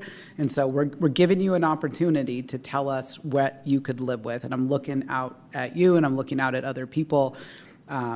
If we can't get something back, we're not experts. We don't do this work. You guys are experts, so we need a little bit of help and guidance, but I'm happy to kind of meet as the council person to move it forward. So let's get it done. So thank you. And I know this is again, not a reflection of your work. This is not a reflection of the work product you put forward. It is really great. And I'm sorry that we're gonna ask you to take a little bit of a pause here on this work, but I'm confident we can have it back really quickly. Yes? Mayor, just for the record, so we get it right, is there a motion to postpone to a particular date? I mean, or a motion to table, or what are we we? pulled it from consent, so we're going to take a vote. That's why I was counting votes. What would you like from us? Because it's pulled from consent and not voted on. Usually oral direction is sufficient, but what do you need? Motion to postpone to a particular date, or a motion to table, something that documents what happened. Is it possible, I mean, I'd like the record to reflect that a couple of us were supportive. Is it possible to do that and then do the postponement? Because I feel uncomfortable doing a postponement when I'm comfortable today. No, I mean, you could vote against moving forward, but you're outnumbered, so it's not going to be, well, you could take a vote if that's. Anyone can make a motion. Yeah, go ahead, Councilor Teeter. I would just ask that whoever makes a motion, if you're comfortable providing the detail of those areas that you would like changed, that would really help. Just provide some clarity. If you're comfortable with whoever makes that motion.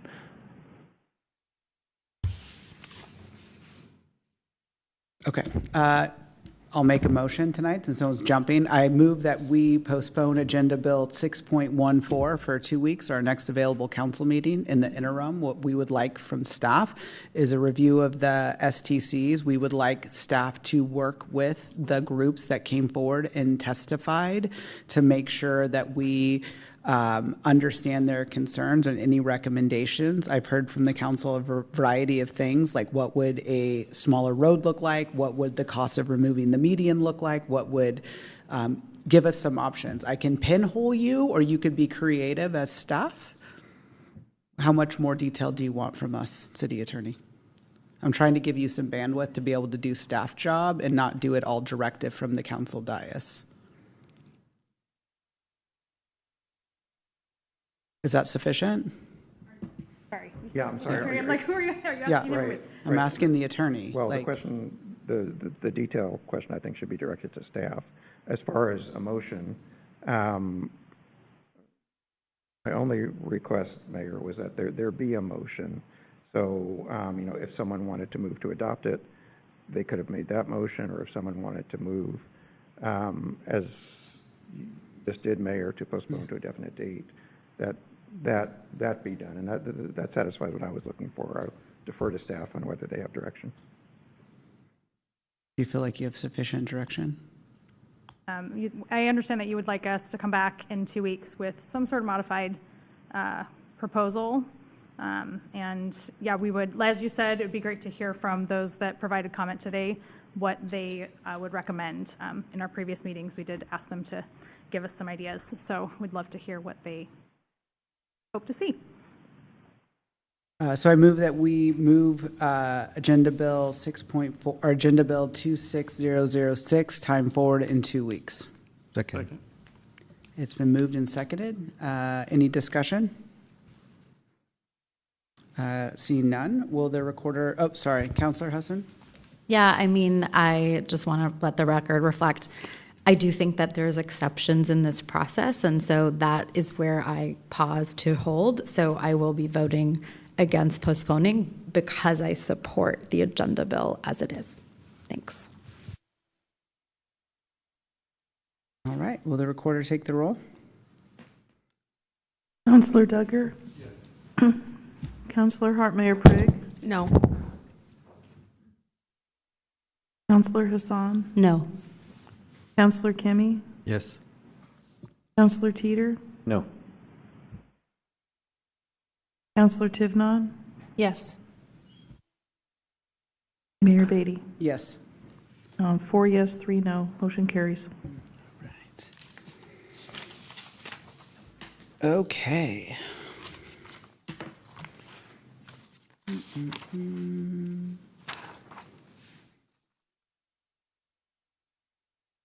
All right. The next item on the agenda is first reading of two separate ordinance. Regarding the first ordinance on January 20th, 2026, during a regularly scheduled city council meeting, a public hearing will be held regarding an ordinance amending Beaverton Code Section 3.07 related to transportation system development charges.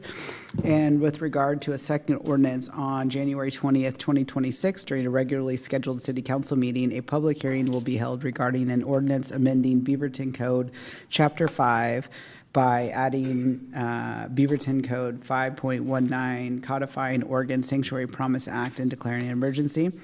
This concludes the first reading of the two ordinance. All right, with that, we are on to our work session, Agenda Bill 26014, 2026 State and Federal Legal Framework.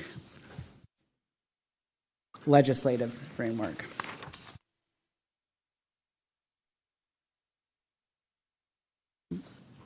Mayor, there were two first readings. Sorry.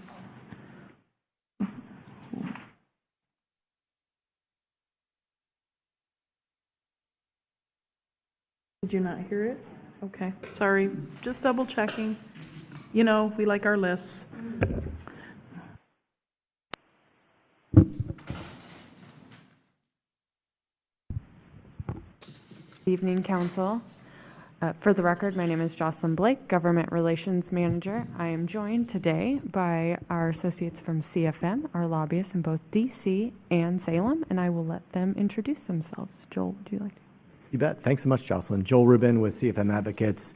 Just flew out from Washington, D.C., so really appreciate the opportunity to present tonight and talk a little bit about what's happening in our nation's capital. I'm probably going to go about a millimeter deep because a day is about a year in Washington, D.C., but look forward to presenting the successes for the year for the city. And Ryan Gleason with CFM Advocates here to talk about the state agenda. And can we go next slide? So we have a very simple question, straightforward for you today. We're going to present our draft state and federal framework, and we're proposing to bring it back for adoption on January 20th. So at the end, our question is if you would have anything today that you would like to see added or changed to the framework as is before we bring it back for adoption on January 20th. The 20th date does allow us a little bit of flexibility with the short state legislative session starting February 2nd and lasting 5 weeks into the beginning of March. Next slide. I'd like to start off on some good news. So we're going to do a recap of the 2025 legislative long session. As a reminder, long session, 6 months. And we had a landmark of a year. We had a record 3,466 bills introduced, the most bills in a session that we've ever had. Of those, 633 were signed by the governor. A little internal, 788 bills were flagged by staff as having some city nexus. Of those, 37 were deemed a high priority and were actively lobbied or engaged on in a very intense way. And then there were many others that had medium or low priority assigned to them. For successes, to start off, and this is kind of going with the theme of the night, we secured $3 million for the Meadowlark Senior Affordable Housing Complex to make sure that construction could continue on schedule for this year.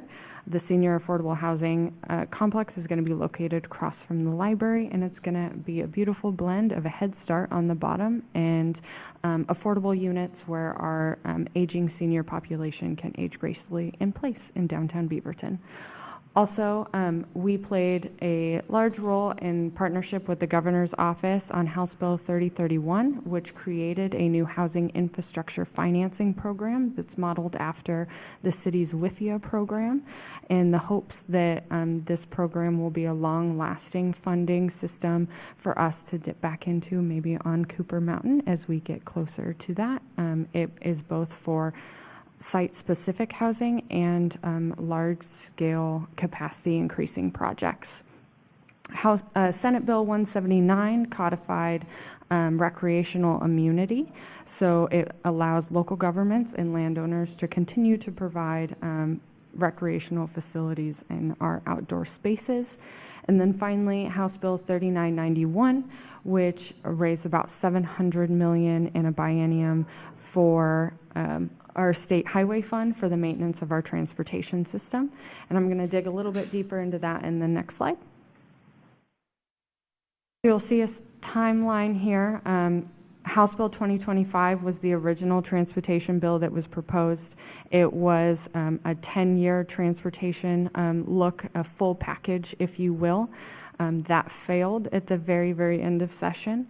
However, the governor called a special session. House Bill 3991 was passed. It is a mini transportation bill, if you will. It raises the gas tax 6 cents, which would be about $700 million in a biennium. For Beaverton, that would look about $2.3 million for our state highway fund, which is specifically maintenance and operation of our roads. However, that was referred back to the ballot, specifically the gas tax increase. So that will be on the November ballot, and all revenue has been paused. If the referendum fails and the gas tax stays in place, revenue collection will continue, and we will likely see that increase starting in 2027. And next slide, please. So lastly, we talked about the Senior Meadowlark, just a little update on some of our other state-funded projects as we've been successful over the last handful of years. So this year alone, we completed the nonprofit incubator, which received $500,000 from the state legislature in 2022. This winter, we're going to be completing construction on the Kemmer Booster Pump Station, which received $3 million in 2024, and the Purple Pipes project that received $2.5 million in 2023. Both, I believe Purple Pipe is already completed, and Kemmer is getting the booster, the pumps actually installed as we speak. And then finally, the Meadowlark Senior Affordable Housing will start construction this year. Next slide. So shifting, looking at this upcoming session, the short session is largely for budgetary items and technical fixes. They always find a way to slide in a few policy proposals. The large topic at hand, as with the City Council, as with the state, it's going to be the federal response. It's going to be ICE and support for our immigration and refugee communities, as well as trying to hold our federal partners accountable for what they're doing while operating in Oregon.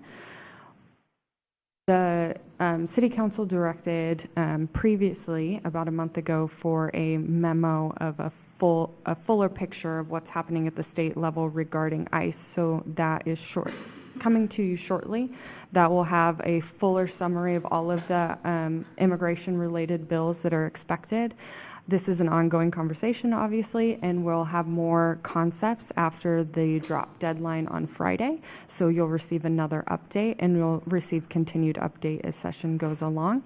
But we do know the kind of broad concepts, and I'll touch on those as we go along. But the other piece, too, is the federal response to H.R. 1, which was the federal tax bill that provides new tax incentives. It has about a $15 billion implication for the state's revenue over the next 5 bienniums. So this short session is the start of that conversation of how is the state going to balance their budget. They've been asking for 5% reduction scenarios across all agencies, so we're going to be working hand in hand with our agency partners on what that would look like with state shared revenue and trying to mitigate the impacts on the city. Next slide. The other two high-level concepts that will be priority: economic development. The governor recently released her economic development plan. We're likely to see those concepts being introduced by legislative leadership through the form of bills. You'll see workforce development, tax incentives, and also permit timeline increases to just try to get businesses as quickly as we can entering and sustaining in Oregon. And then the continued focus on housing. This I have overlapping with the immigration and refugee, in that there's been a lot of conversation around how do we keep people housed in Oregon, housing preservation, rental assistance, and then the added conversation of how do we make sure that those resources are available for our immigrant and refugee communities as well. And then a last note that there is both a ballot measure and a bill that would repeal House Bill 3115. Beaverton has been very vocal in opposition to repealing time, place, and manner restrictions around homelessness since our ordinance has gone into place, and that we're seeing progress on our streets. So that's going to be a primary focal point for us in the short session and around the ballot measure. And with that, next slide, I'll turn it over to Joel to talk about the federal. Thanks so much, Jocelyn. As I mentioned at the outset, CFM advocates, Joel Rubin, part of your DC federal team, and just want to say at the outset, thank you to the mayor and council and staff for all the help in putting together a successful federal agenda for 2025, and looking forward to another successful year in 2026. So next slide, please. What we typically like to do at the end of the year, and I know this is the beginning of the year, Happy New Year, is to review some of the successes from 2025 and talk about your federal agenda moving forward in 26. This is the kind of the first touch, and it'll be finalized. The agenda will be finalized later this month by council. Talk a little bit about the transportation reauthorization bill in DC. That happens every 5 years. It's the major transportation bill that Congress works on, and it's going to be a really, a really important year as it funds a lot of transportation programs that you all can take advantage of, including the Loop project moving forward. So we'll talk a little bit more detail about that, and then do a little preview about what the elections look like in 2026 or in November. I know it's a long way away, but it gives some context of what folks are thinking about in Washington, D.C. as they're working on legislation moving through Congress. So next slide, please. I just wanted to give a quick refresher on some of the things that we do in Washington, D.C. for the city of Beaverton. One of the primary objectives that we have is to bring federal resources back to the community. And that takes the shape of grant applications and federal community projects, which is earmarks funding. So on the grant side, we help you all determine which projects fit the federal parameters, all the requirements that go along with it, help you write those grants, submit them, and then advocate for them with your congressional delegation and with the agencies. And the mayor and team have come back to Washington, D.C. to specifically advocate for those. Similarly, on the appropriation side or the earmark side, putting together projects that are competitive and submitted to your congressional delegation that are included in appropriations bills. And you've had a really strong success record of doing that. So we help you formulate that strategy and ultimately submit them to the congressional offices, and then again, advocate for those projects as well. Supporting legislative initiatives, coordinating with state and local entities to make sure that we're elevating your projects, but also policy items. Relationship building. You all have very good relationships with your congressional delegation, and we try to complement that by being boots on the ground in Washington, D.C., and then just overall strategic positioning of your projects to make sure that your congressional delegation knows where your projects stand, the successes that you've had. You all have an amazing track record of delivering projects on time and on budget, and whenever there's key moments to demonstrate that to the congressional offices, we try to take advantage of that, and I think you see them here quite often as projects are, there's groundbreakings or ribbon cuttings or just progress being made on the ground. Next slide, please. So this is the fun part in talking about the successes for Beaverton. Beaverton is doing really well in terms of the number of projects that have been secured or about to be secured in Congress. So in 2025, the number in green have been secured. The yellow ones should be secured by the end of the month as Congress finalizes their appropriations process. They typically do it in December, but because of the government shutdown, longest shutdown in history, 43 days, it's taking a little bit longer to get these appropriations bills done, but we're feeling pretty good about where those stand now and that these items in yellow will be secured here the next couple of weeks. So a brownfield assessment grant for the city was secured through the Environmental Protection Agency in the spring, $500,000.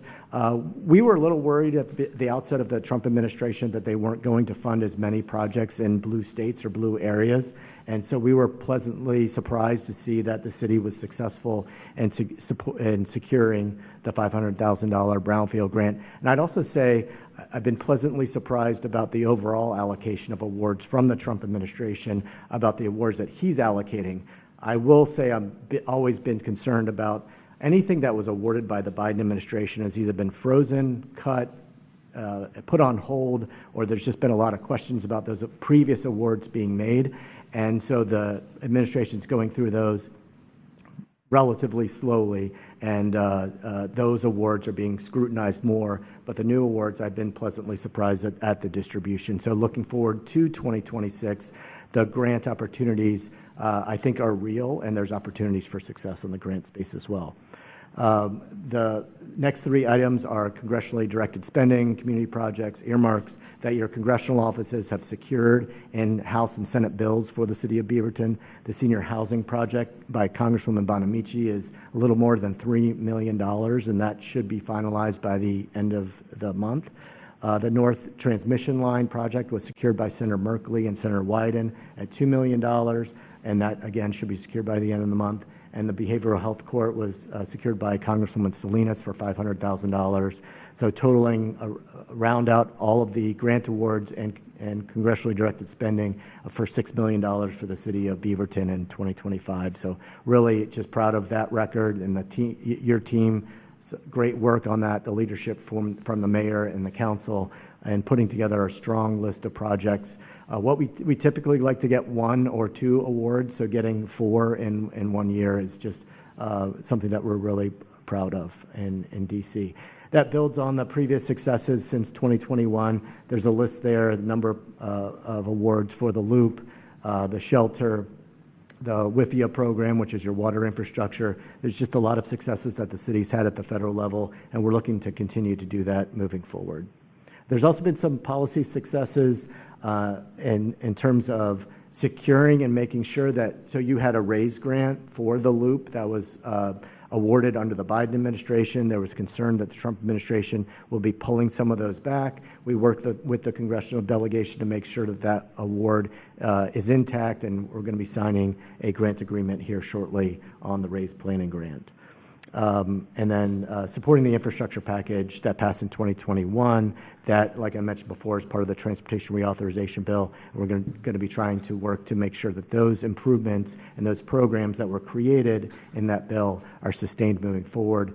The transportation package, basically, there were 3 main competitive grant programs at the Department of Transportation before that bill passed. Now there's 23 programs, including the BUILD program, Safe Streets for All, Reconnecting Communities, that you all can take advantage of, have been taking advantage of, and will be taking advantage of moving forward.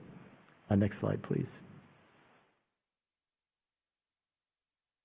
Here's the draft agenda that we've been working on with your team on for 2026. We'll be going after funding for the Loop again. You all submitted a RAISE grant in 2025. You were one of the few projects, there's about 100 projects nationwide that were considered projects of merit, but it ultimately wasn't funded in that round, but it sets you up for in a good position to be funded in 2026. So going after a pretty big chunk of funding, $25 million in the BUILD. It was called RAISE, now it's called BUILD. Trump likes to rename everything. So we're going to be going after that program in 2026.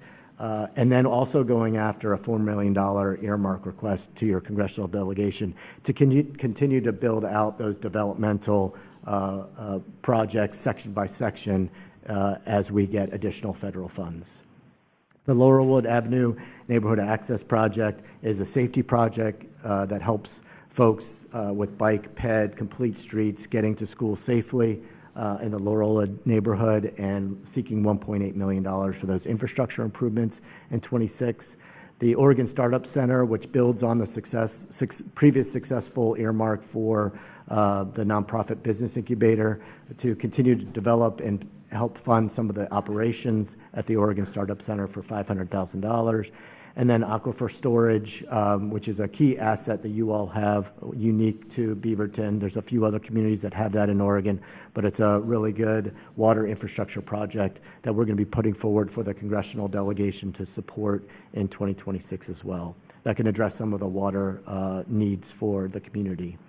On the policy side, we're going to be looking, there's a number of policy items here. I'm not going to go too far into the weeds, so just reference them briefly, but happy to answer any questions on them. Protecting the safety and civil rights of the immigrant and refugee community. I think that we want to keep on elevating this issue with your congressional delegation so they can bring these concerns to the administration as they're implementing some of their policies. It's really important that your congressional delegation understands the challenges and the issues that your community is facing, and bringing that awareness to your congressional delegation will help them have a voice in DC to reflect some of the needs that you all have as a community. Protecting funding from federal overreach, honoring existing contract language. The administration is trying to implement sanctuary jurisdiction restrictions on federal funds, DEI provisions, and others that would limit certain grant agreements that you all sign as a city when you're entering these federal grant and earmark agreements with the federal government. We're trying to make sure that the administration isn't doing too much overreach on that front. Ultimately, I think the courts are going to be making a lot of those decisions. They've already put a hold on the sanctuary jurisdiction status to allow communities to continue to operate or to implement federal funds without meeting the executive order requirements of the Trump administration. Next slide, please. And I'll try to go through these quickly because I know we have the state side too. Supporting that robust transportation reauthorization bill that's up this year, really important to get that infrastructure package passed and have it a robust funding source for you all to go after projects like the Loop moving forward. Affordable housing, obviously, is a critical need here in Beaverton and throughout the country. Supporting and protecting the key federal programs that were talked about today at CDBG, the home program, and a lot of homelessness initiatives that are funded at the federal level. Make sure we're protecting those in appropriations bills that need to pass every year. There's regulatory concerns about the FEMA biological opinion that is underway right now that would significantly hamper development within the city of Beaverton, and working with FEMA to try to limit the impacts or delay some of the impacts of those biological opinion results. Tax reform, restoring advance funding. This was eliminated in the Trump tax cut of 2017, where basically if the city took out some bonds at 5% and you wanted to refinance them at 3% as rates go down, you're not allowed to do that anymore. You used to be able to do that, but to pay for some of the tax cuts in the 2017 tax bill, they eliminated that to pay for some of the tax provisions. Opposing FCC preemption there in terms of the small cell towers that are located throughout the city. FCC is proposing to take away some of the rights of cities and to put in shot clocks that are really difficult to meet in terms of implementing some of those local control requirements that you all have put in place. So pushing back on that and work with your congressional delegations so you understand those concerns. Supporting housing and for the unhoused, for disabled veterans. Legislation's been had moved through the House, which we were glad to see that passed in the House, and it's still pending in the Senate, and we want to try to get that over the goal line. And then Scoggins Dam, there's some Bureau of Reclamation proposals to potentially limit the amount of water that's available to the city of Beaverton if some of the proposals by Bureau of Reclamation go into place, and we're going to try to push back against those. That's going to be a long-term initiative and partnering with a lot of the cities in the region and the county to make sure that those water rights and those the availability of that water resource continues moving forward. So we'll be raising awareness about that in partnership with your other cities in the county in Washington County. That's the overall agenda. We could talk about those if you have questions. I'm going to touch real quick on the timeline for transportation reauthorization. The House was supposed to mark up a bill in November, December. With the government shutdown, that got delayed, and it's expected to be marked up in February or March of this year. So that we're going to be actively engaging with your congressional delegation to make sure that there is a robust transportation reauthorization bill. So that will likely pass out of the House in the spring, around May. Then the Senate's going to be working on their version. They'll start working on it in May as well. But ultimately, if there's not agreement among the House and the Senate, or if there is agreement, it could pass this summer. If there's not, which I at this point anticipate, there could be an extension past the election, as we're looking at, and this is why it kind of comes into play in terms of the midterms. If there isn't a robust transportation package, I think Democrats aren't going to want to support it as much. There's a lot of conservative Republicans that want to not spend as much on government spending generally.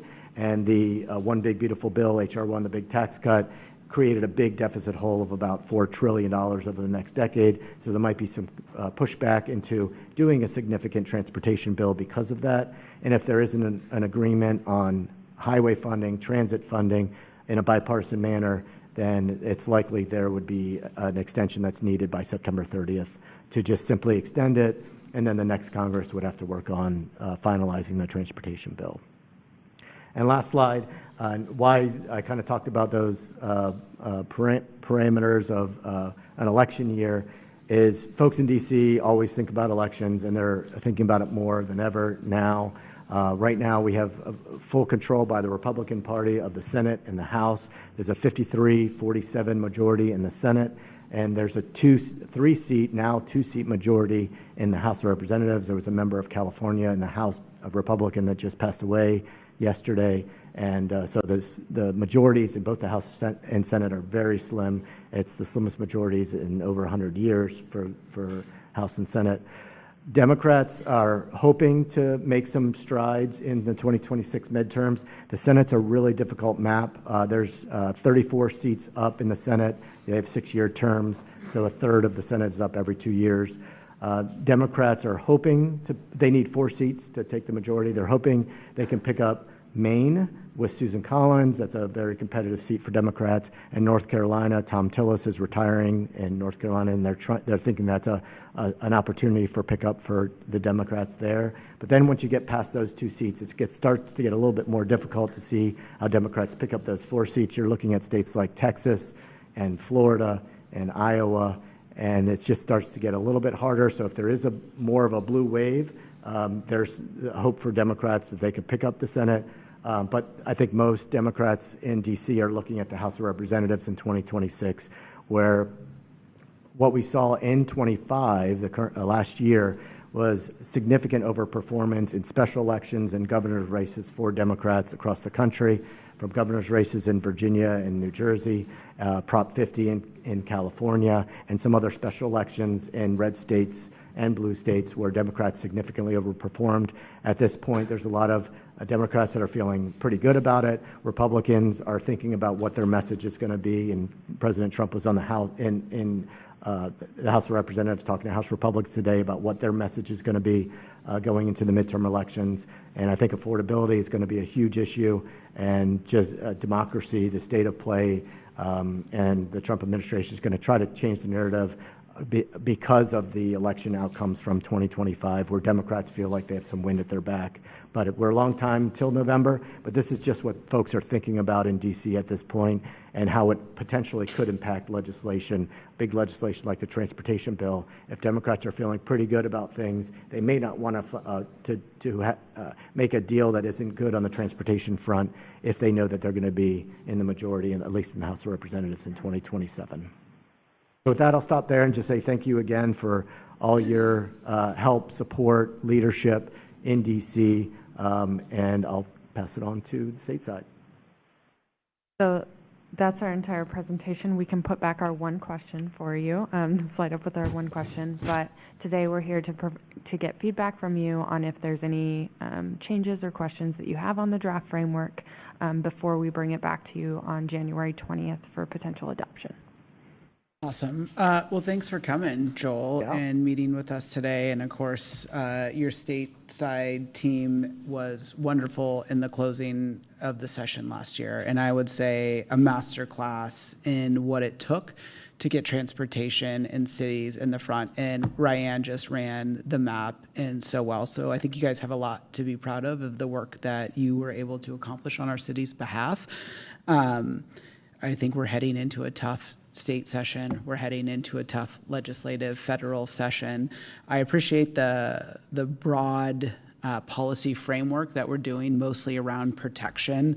I know the U.S. Conference of Mayors is playing a large role in a lot of these conversations as well, because it's not partisan, right? Keeping state and local taxes and local control is incredibly important, and it was designed in the Constitution that way. So I do just also want to say, the pivot that your guys' team took on the raise or built or whatever we're calling it now, when President Trump won, and having to change our application in the last minute and making it to a project of merit and going to DC and talking about it was just, it feels kind of unreal that we're in this place and still kind of holding it together. So I'm extremely hopeful that we're able to do that. And I know when Joel and I met with Department of Transportation, they loved our library. What I talked a lot about in that presentation was that how you could rent things and how we're focusing on making that a cultural hub and how businesses are growing. So two things can be true. We can have a really great transportation loop and have really great businesses adjacent to it. So thank you for the work that you do. It's noticeable. And, you know, it's not lost on me that we have a really great in-house government affairs manager managing kind of all sides while having a baby and still doing it and doing it wonderfully. So just thank you guys. I don't have enough positive things to say about CFM and the work you're doing for us. Councillor Husson. Yes, if it's okay, I'm just going to go down this a little just to, so I'm on the first page of the 2026 legislative framework, and the support side says greater accountability for federal officers operating within Oregon. Love it. Is it worth saying something like consequences? Because I feel like I've seen some of that in the language of what legislators are working on for 2026. Yes, we can absolutely. And I know what you're referring to. And again, for the rest of us, this will be outlined in the memo that you'll receive about the bills that are coming. But there are some proposals that are looking at when there is federal overreach, what those consequences look like. There's been legal opinions around what is within the authority of the state and within local governments to mandate. As we all know, as local governments, we have very limited authority, but we are looking to help support the state in whatever they can do to provide those consequences. And I'll provide an example of if you're going to break down a door without a warrant, right? That's a pretty typical scenario of what does that mean for the federal government and how they have to repay back the family to the door that they broke down. So long-winded answer to yes, and we are likely to see, to the extent that we can, consequence language in the bills. Okay, that would be my one thought to you all. I think accountability is a good first step, but we need to see a little bit more on the consequence side, and I think what I'm hearing is that's coming is going to be what we want, and I think just throwing that in there would be helpful. For the lodging tax reform, can you, like, in 1 minute, just remind me about that? Absolutely. So this is going to be a reiteration of a bill that was introduced in the 2025 session. It didn't pass largely just from a technical standpoint because there were a couple people absent on the floor and weren't able to vote for it. So it's the same proposal coming back. What it would do is provide us a little bit more flexibility on future TLT revenue to go to community supporting infrastructure, so infrastructure that supports tourism and tourism related. So think public bathrooms, public safety. In some cases, some cities were looking at like water infrastructure for peak demand that increases in the summer months. So it kind of expands that umbrella for us and provides more flexibility on this percentage that we're allowed to spend on tourism. Okay, thank you. I love the clear public meeting provisions because I don't even know that we know what our public meeting provisions are, so appreciate that one. I think my only other comment or my last comment, and this is more going to be directed to the council, is, Councilor Kimmy and I have sort of talked a lot about sort of this like multicultural center, community center concept. And we're in this moment right now where we're seeing the immigrant and refugee community really struggling. And when I look at some of our specific dollar asks, I'd like us to ask for money for immigrant justice work. Like I think whether it's a resource center, whether it's a place where people can get legal support, we have been hit very hard. And I don't expect us to get the money, but I think it signals something really big to say we want to partner with a community-based organization and set aside $1 million to put this in the framework, because we are seeing people get evicted every day. We're seeing people get deported every day. And if we want to shift the direction of what it means to be an Oregonian in Beaverton, I think that's something that we need to do. Again, like I'm not having high expectations that we're going to get something out of this. I think the idea is to signal that we see this as such a big priority that we're not just saying policy, we're putting dollars to it. I think it's really important to put dollars to it. And I think this current administration has shown us that institutions in their best iteration are not designed to protect all of us. And that has been probably the hardest wake-up call for me and a lot of people in our community, like telling them to call a 211 or some of these services is not something they feel comfortable doing. And unfortunately, federal agents in our community right now have made it completely terrifying to call anyone for help. And so point in time counts and all these things are really low. So I'd like us to give direction to add something around that with language. I think we can be pretty vague. I'm not obsessed with what it says, and just more the idea that we do think that this is a priority for us and that we support that because we know we've had, I don't want to say numbers, but a high number of people impacted in Beaverton. And you guys could talk about this. This is a short session, and so the mechanisms of how we do that don't exist. This is about policy, so. Just to add to that, Mayor and Councilor, they have changed the process for capital construction asks this go around. It is completely new to all of us. They are limiting to 2 per legislator this go around. This session, we could see limits going into future sessions. We would have to have this ask sponsored by a legislator. If that is the direction of the council, we can go forth and attempt to get that in the next few weeks ahead of session. But I just wanted to make sure you were aware of that process change that we just found out about a week ago. This is the state level. This is the state level. And is for capital construction. This is for capital construction. So I don't know that this is a capital construction ask. I think this is a more general. So as I'm hearing you potentially on money to support like housing preservation and you mentioned evictions. So I do want to just note one of the bills that we're looking at is like I'll call it a minibus and omnibus support for immigration and refugee housing, preservation, rental assistance, as well as legal support. So the dollar amounts that have been thrown out are $5 million for housing preservation and $5 million for legal support. And so far that has garnered a lot of support. However, if the council so chooses and wants to do a separate and has a separate type of nonprofit that they have in mind, we can add that. I would just emphasize to your point on the expectations with the financial situation and the 5% agency cuts. The flip side to that is we are seeing proposed immigration support cuts from the agency's perspective. So it's going to be a very contentious session in what is available for dollar amount. So just to that expectation, it would be an uphill battle, but we can absolutely talk to our regional partners as well, because I think our surrounding cities are interested in what that support looks like. So yes, and if you will. And I think, and I need to talk with folks because I have been in touch with a couple legislators. It is January 7th, 6th, just started the new year. I don't know the details. I think, again, this is a signal to say we're putting this in. I don't think the expectation is we're getting very much. I think the idea is that we are working to put this in and we're working to put together what it looks like. And putting it in is not demanding it. It's just signaling to you that this is also a priority to us.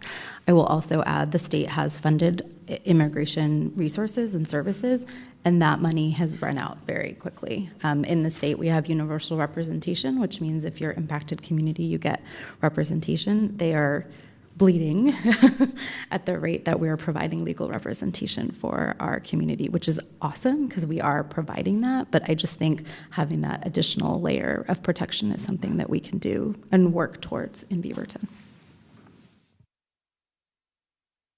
Councilor Hartmeyer-Prigg. Thank you. I think for me, the ask that you have, Councilor Hesson, it makes sense to kind of fit it into the public health and safety one where we talk about enhancing social and legal services for immigrant and refugee communities and others impacted. And it sounds like we have a lot of support from the policy perspective. If there's a mechanism, I'm all for it because I think that we should ask. I don't know. I guess I don't know the reality of if it's possible, right? But I totally appreciate we know we're we know we're more than kind of constrained right now as a city, and we haven't been able to offer any of that direct support right now. We have through services. I don't want to diminish the work that staff and that folks are doing to help address this moment, but I think we can maybe fit something in there. I would be supportive of that. And otherwise, I think the framework is it's very comprehensive. I think it really meets our values and our objectives. And I also like that we keep staying focused even when the legislature is often not very focused, because I think that's how we get things done and that's how we're successful. And I will say I'm pleasantly surprised by the federal report. So thank you. Thank you for the work that you all are doing to continue to look out for Beaverton and for Oregonians. I felt optimistic seeing some of that, right? Just knowing that we are still finding success to take care of our city in forums that I was expecting we wouldn't really have a chance. So generally love the framework. I'm supportive of adding something. I think it kind of fits naturally there. That even maybe just something as simple as seek funding opportunities that support that same bullet or something like that, because we have heard so much from our community that legal services are something where they're expensive and there's a lack of resources right now, and people as their family members are being taken, legal services are something that is really critical, taking care of or eviction prevention and rental assistance and things like that. So I think you've heard from us what the things are, but I would support adding something into that section. I definitely think adding something to the section here, I want to be incredibly realistic with the council. This is not a long session. There's not a lottery fund. There's not this place where we could go in and ask for money. Capital construction is a piece. This is not a capital construction ask. And you guys need to empower our team for a good enough reason to say, why should you give money to the city and not PERC? Why should you give money not to ACLU? We're going to be competing against the direct people we want to help in this scenario. And we need an actual ask, and the session starts in 3 weeks. So I think it's really difficult to go in and ask for something when it's not a complete ask. And what are we asking for? Are we asking money for legal services that are going to work here? And if it has nothing to do with city services, it will get bounced. It won't even, unless it has a direct connection or we have a group or something we're funding it to.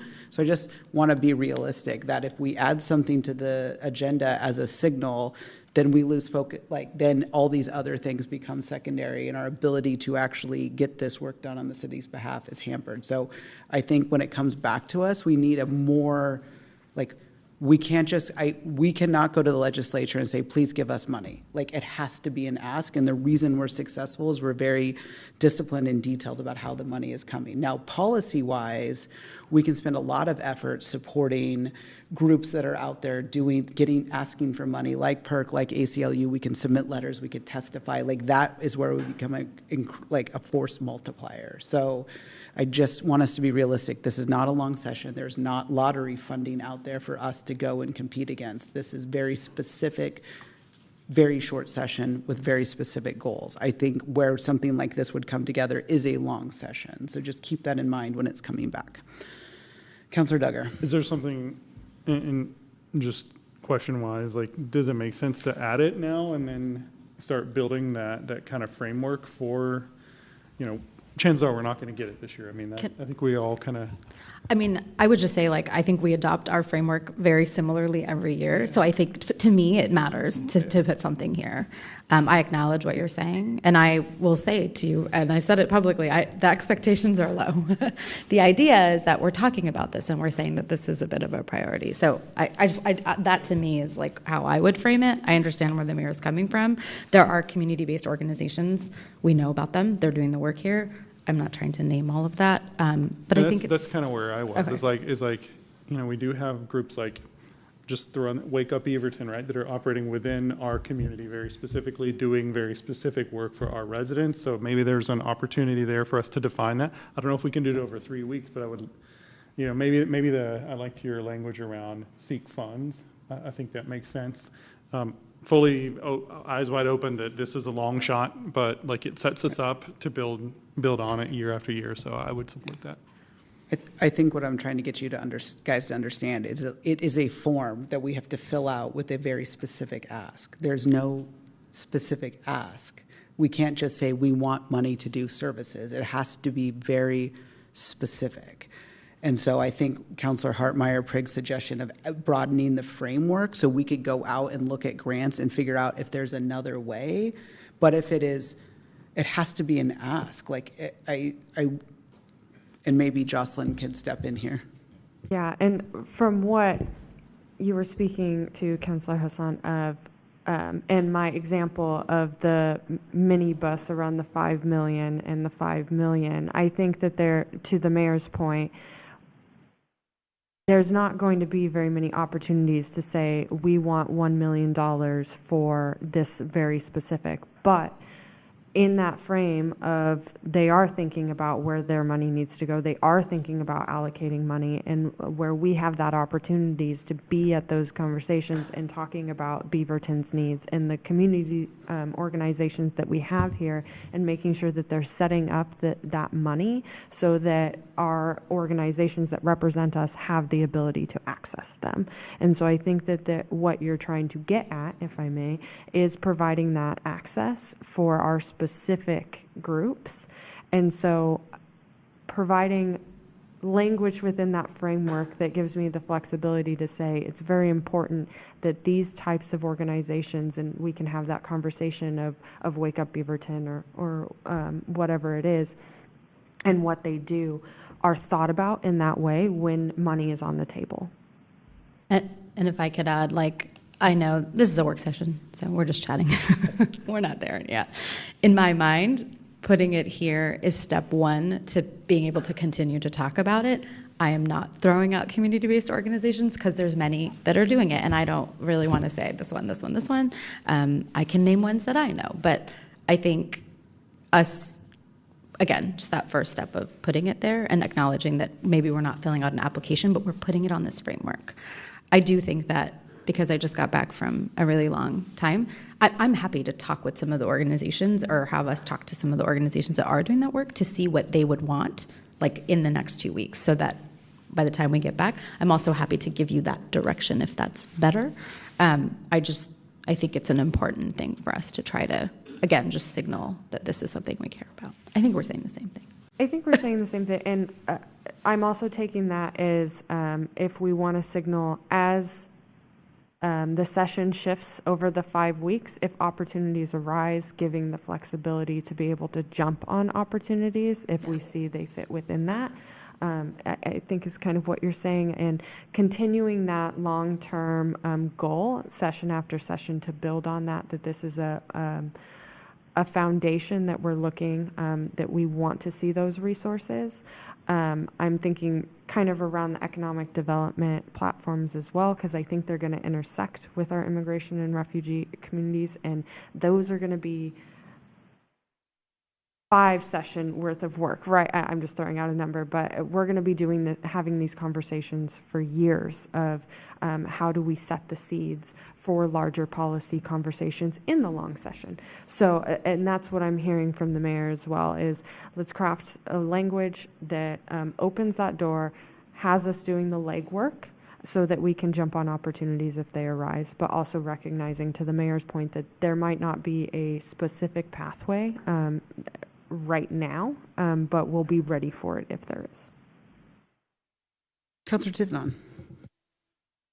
Yeah, I'm comfortable adding in language that just continues to help inform how you're viewing and listening to and responding to things as boots on the ground there. So that's all I had. And there's way less bills for us to filter, right? Every legislature is they're limited to what they can carry, so it's easier for us to filter very quickly to kind of know where the session's going. And it's not like a long session where they can add in later, which is what happens in the long session. So it's very disciplined and short. It'll be very easy for us to figure out which way it's going in a week.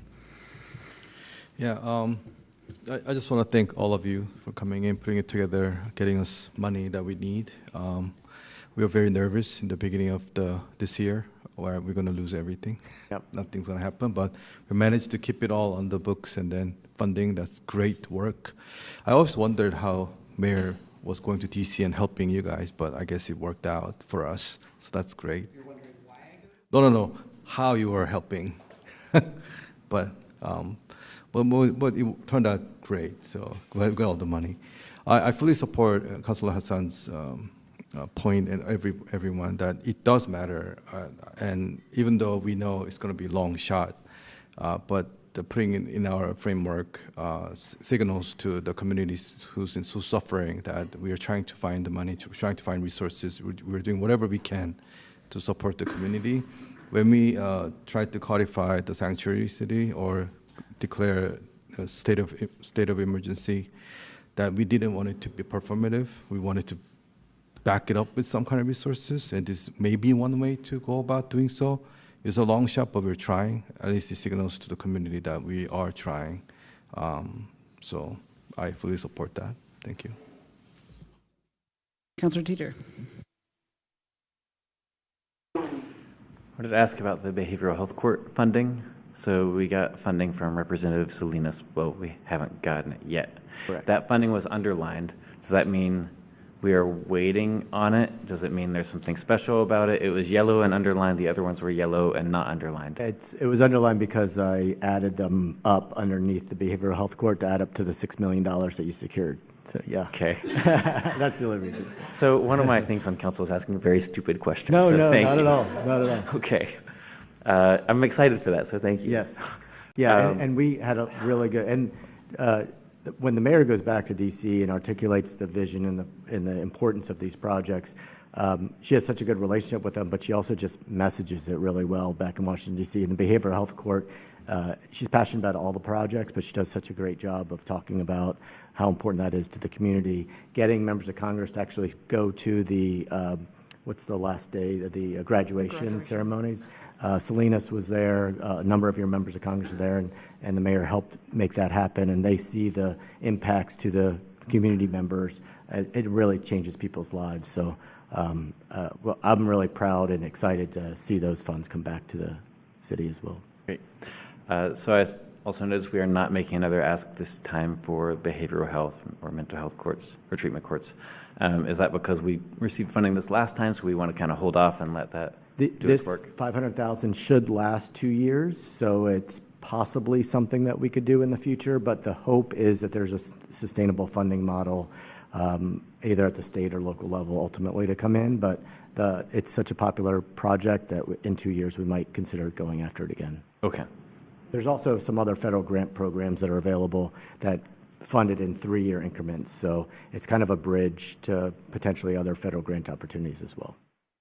And I'll just note that in the last earmark that we received, they're still working through that money and an extension process with it. And to Joel teed me up on the state side, it is an uphill battle when we talk about court funding because we do overlap with the county. However, we are starting to sow some of those seeds across with our delegation about the great work that our court does and the very reality that we're facing, right, without state funding in the future and our ability to continue to provide those services. So those conversations are starting to be had, and we'll be bringing that back to you, I think, in future years as those continue to develop. And it's really rare to get an earmark for a project like the behavioral health court. And we started by trying to get it funded at the state. So we spent the entire long session trying to get it funded by the state because this is general fund. This would be general fund if it wasn't funded, right?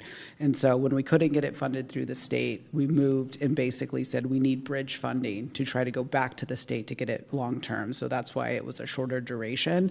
And we're trying to separate ourselves from the county, but really demonstrate that it's part of the entire ecosystem, because if we don't see them here, the county then has to see them, and they don't have the budget or the courthouse or the space or the relationships.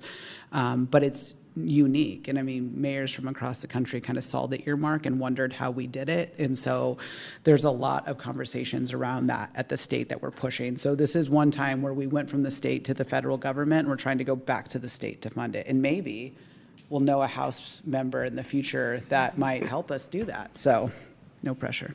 Great. Yeah, thank you. That's helpful. My final comment is just support adding language about consequences for federal agents that break state or local laws in their work. And then I'm comfortable with adding language about funding for immigrant and refugee needs within like our policy framework.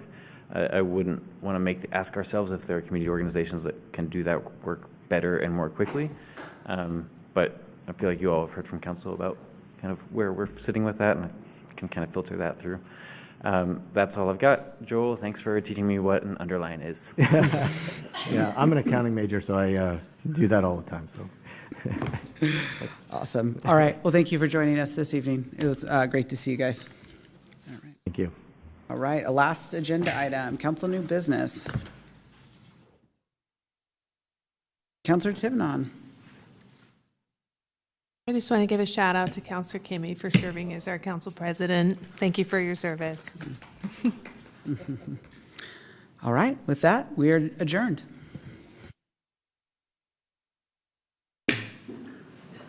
Recording stopped.